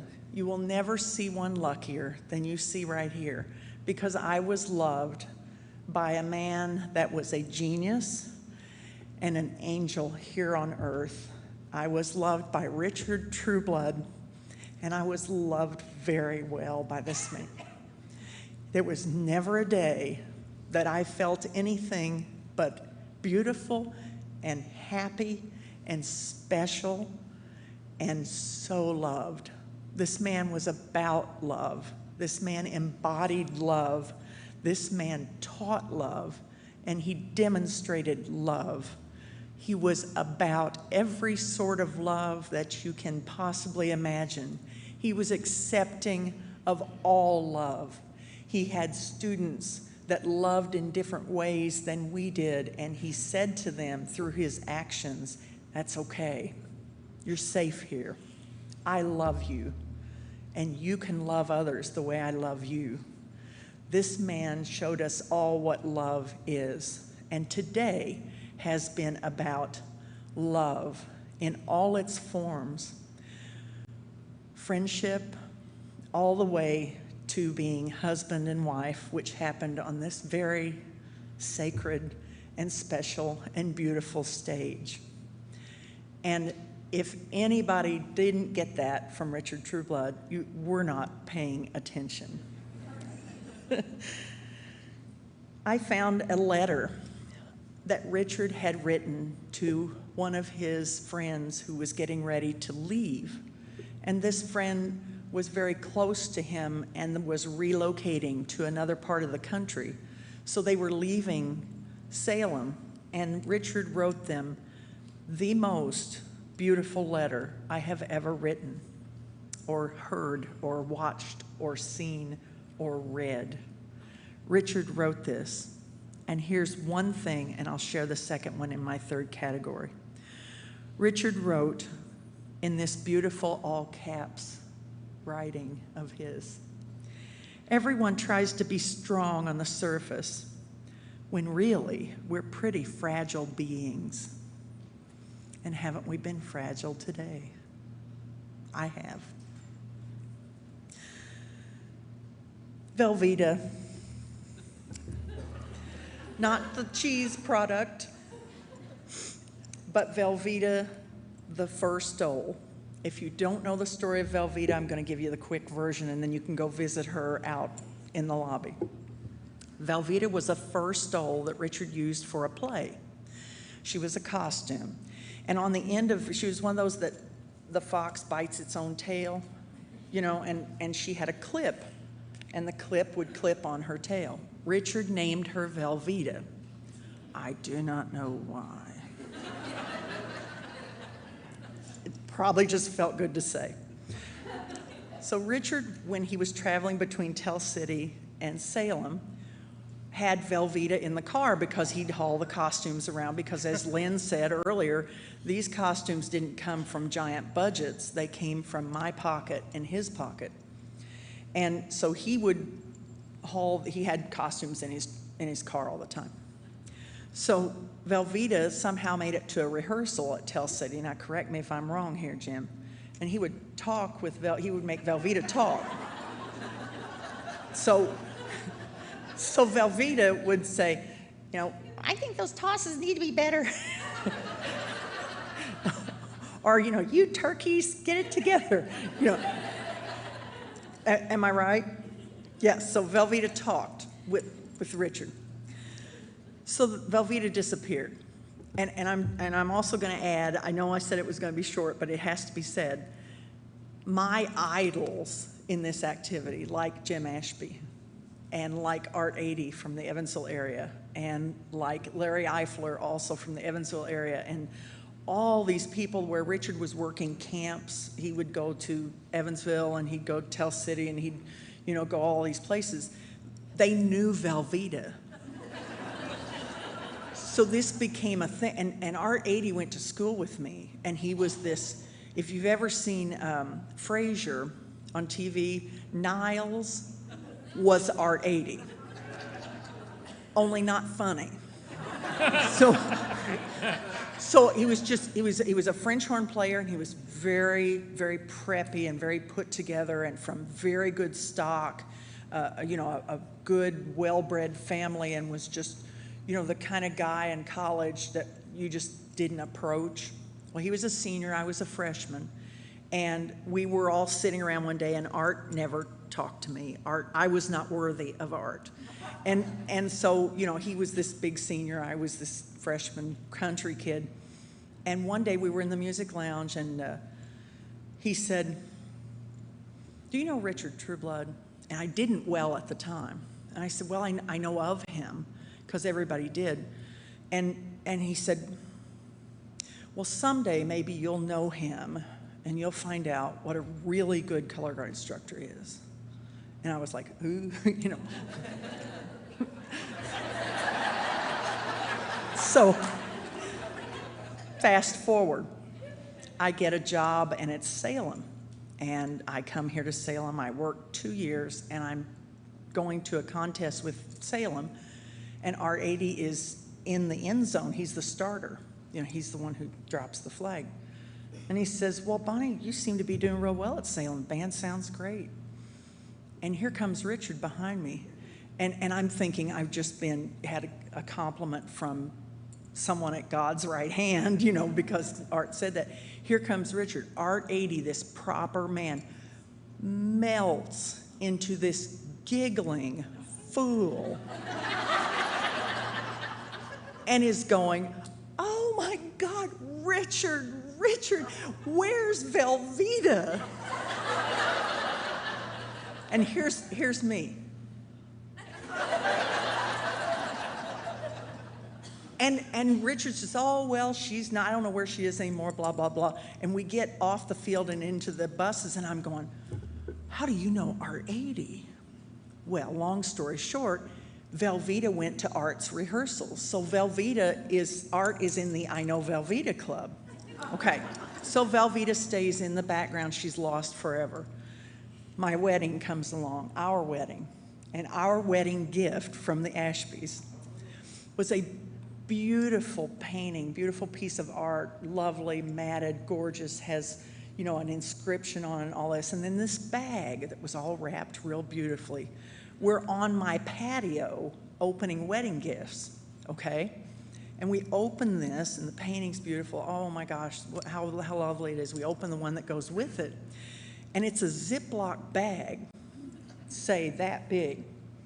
And there's a note that says, Velveeta gave the kids a lot of joy. Now it's time for her to come home. and I open the Ziploc, and this hair goes.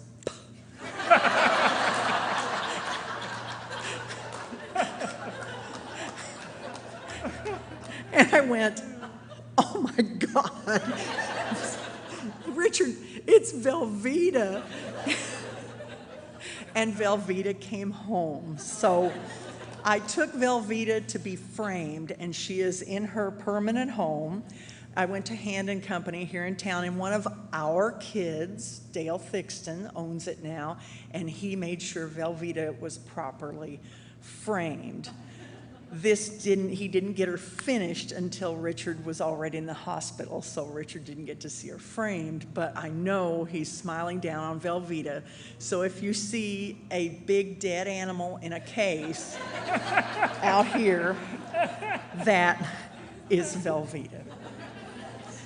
And I think that just shows Richard's love for this activity, for band, for Guard.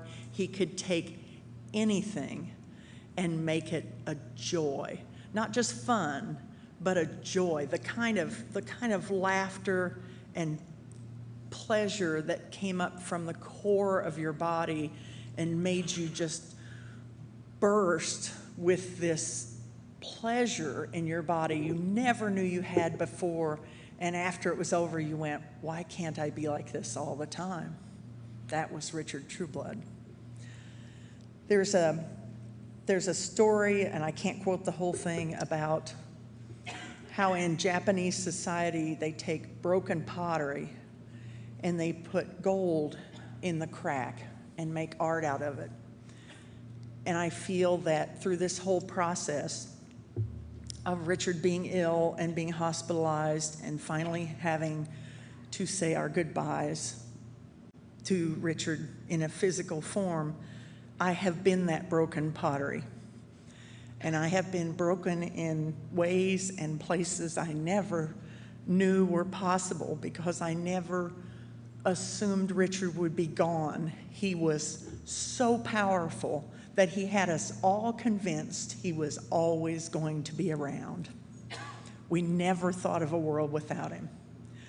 So when he was going, and my life started to fall apart, and I started to break and crack, and holes started to develop in what I thought was the core of me, you all, and all the people who are out there who couldn't be here today, bound me together with your love and your friendship and the gold of your prayers and your thoughts and your meals and your gift cards and your visits and your tokens and your smiles and your encouragement and your love.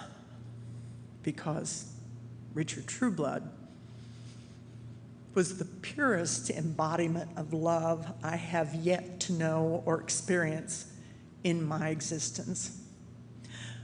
I know I will find him again. I know we will be together again.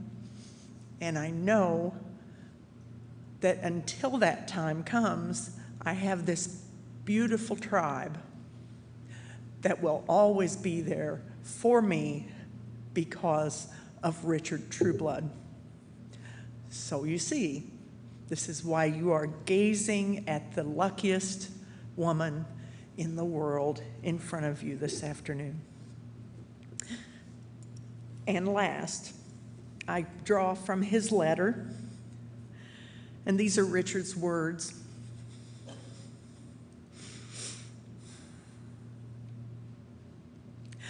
If being loved is any measure of human worth, you are an extremely valuable person. Richard, you are so valuable, and we love you forever and always. And we thank you for being here forever and always. In closing, and before we do our last thing as our tribe assembled today, two things. I don't know how many times I've heard I love you today, but I thank you if you have been one to say it to me. Thank you.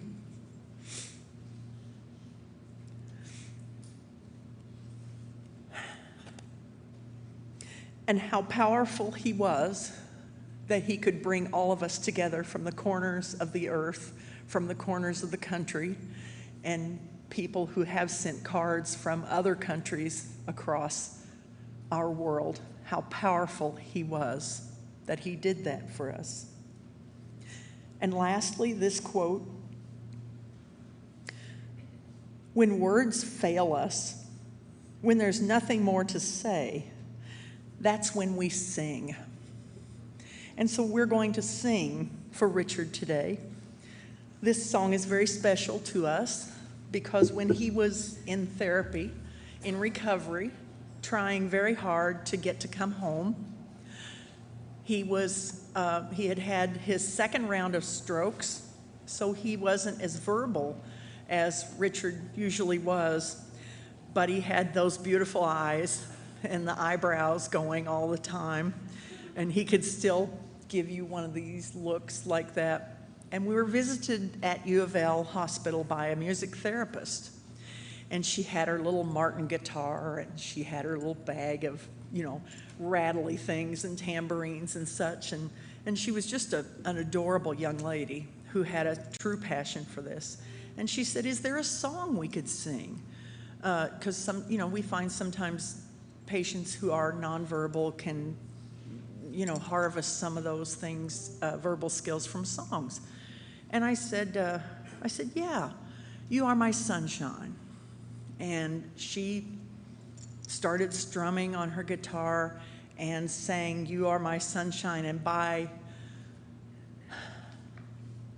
the second line, you make me happy when the skies are gray, he sang. And it was pretty special because she saw, and I jumped in and was singing with him and started singing harmony, and she was just beside herself because I could sing harmony. She was like, oh God, not only can she carry a tune, she can do harmony. Come to the other rooms with me, please. And we were singing together. So then that became the story on the update on Facebook, and Miss Tina Sorrells went into her shirt mode with the You Are My Sunshine shirts, which so many of you are wearing today, and I thank you for that. And we had a thing, we had a theme, we had something to hold on to, even if it was all too brief. So we thought it would be nice if today, before we let go of this moment, let's sing. As you say, let's sing. We thought we would sing Together. this song Oh. together. So, are you game? Yeah. Okay. I love you all, and thank you. This is going out to Richard. This is for Richard.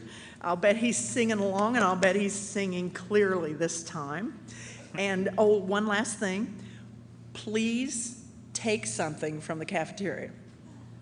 If there's anything you see that means something to you, please take it. Because I'm sort of a dead end on heirlooms. A lot of you are my children. I don't have children to pass things on to, except a lot of you. So if you see something that you identify with, please feel free to take it. The stuff out here is my things. Do not take my stuff.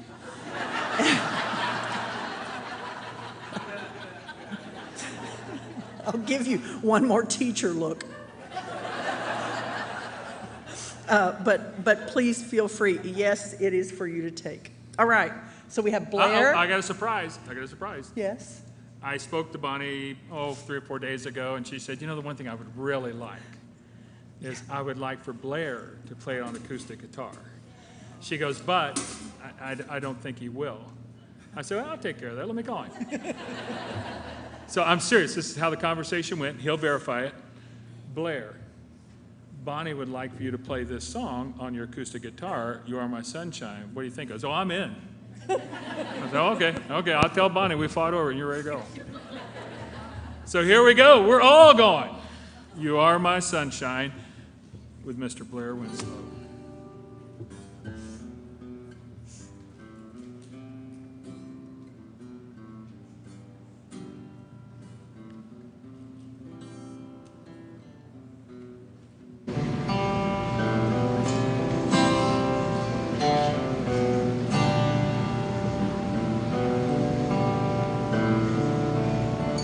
Here we go. You are my sunshine, my only sunshine. You make me happy when skies are gray. You'll never know, dear, how much I love you. Please don't take my sunshine away. The other night, dear, when I lay sleeping, I dreamed I held you in my arms. But when I woke, dear, I was mistaken, and I hung my head and cried. You are my sunshine, my only sunshine. You make me happy when skies are gray. You'll never know, dear, how much I love you. Please don't take my sunshine away. Hold it! I got a bit of a change up here. House lights, please, real quick. If you would, stand up if you were a member of Richard's color guard or winter guard. Just if you just stand up. Look at this.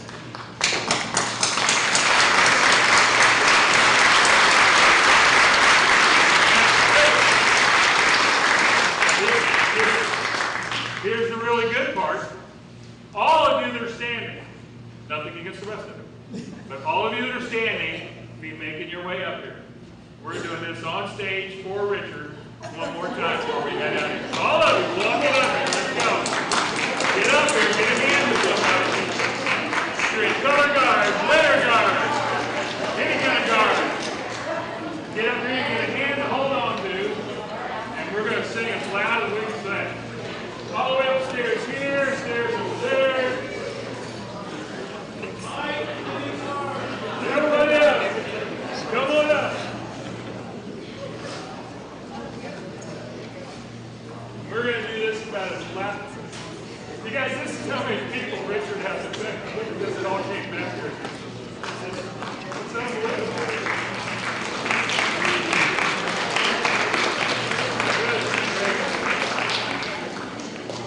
I said, hell, you guys come up. They should come up.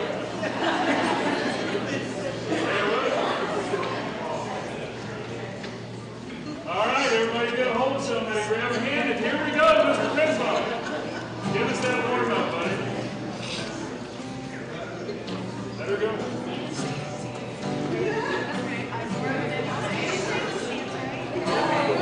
Everybody ready? Guys, this is it. This is close to the show. You gotta let it go now. Here we go. You are my sunshine, my only sunshine. You make me happy when skies are gray. You'll never know, dear, how much I love you. Please don't take my sunshine away. The other night, dear, as I lay sleeping, I dreamt I held you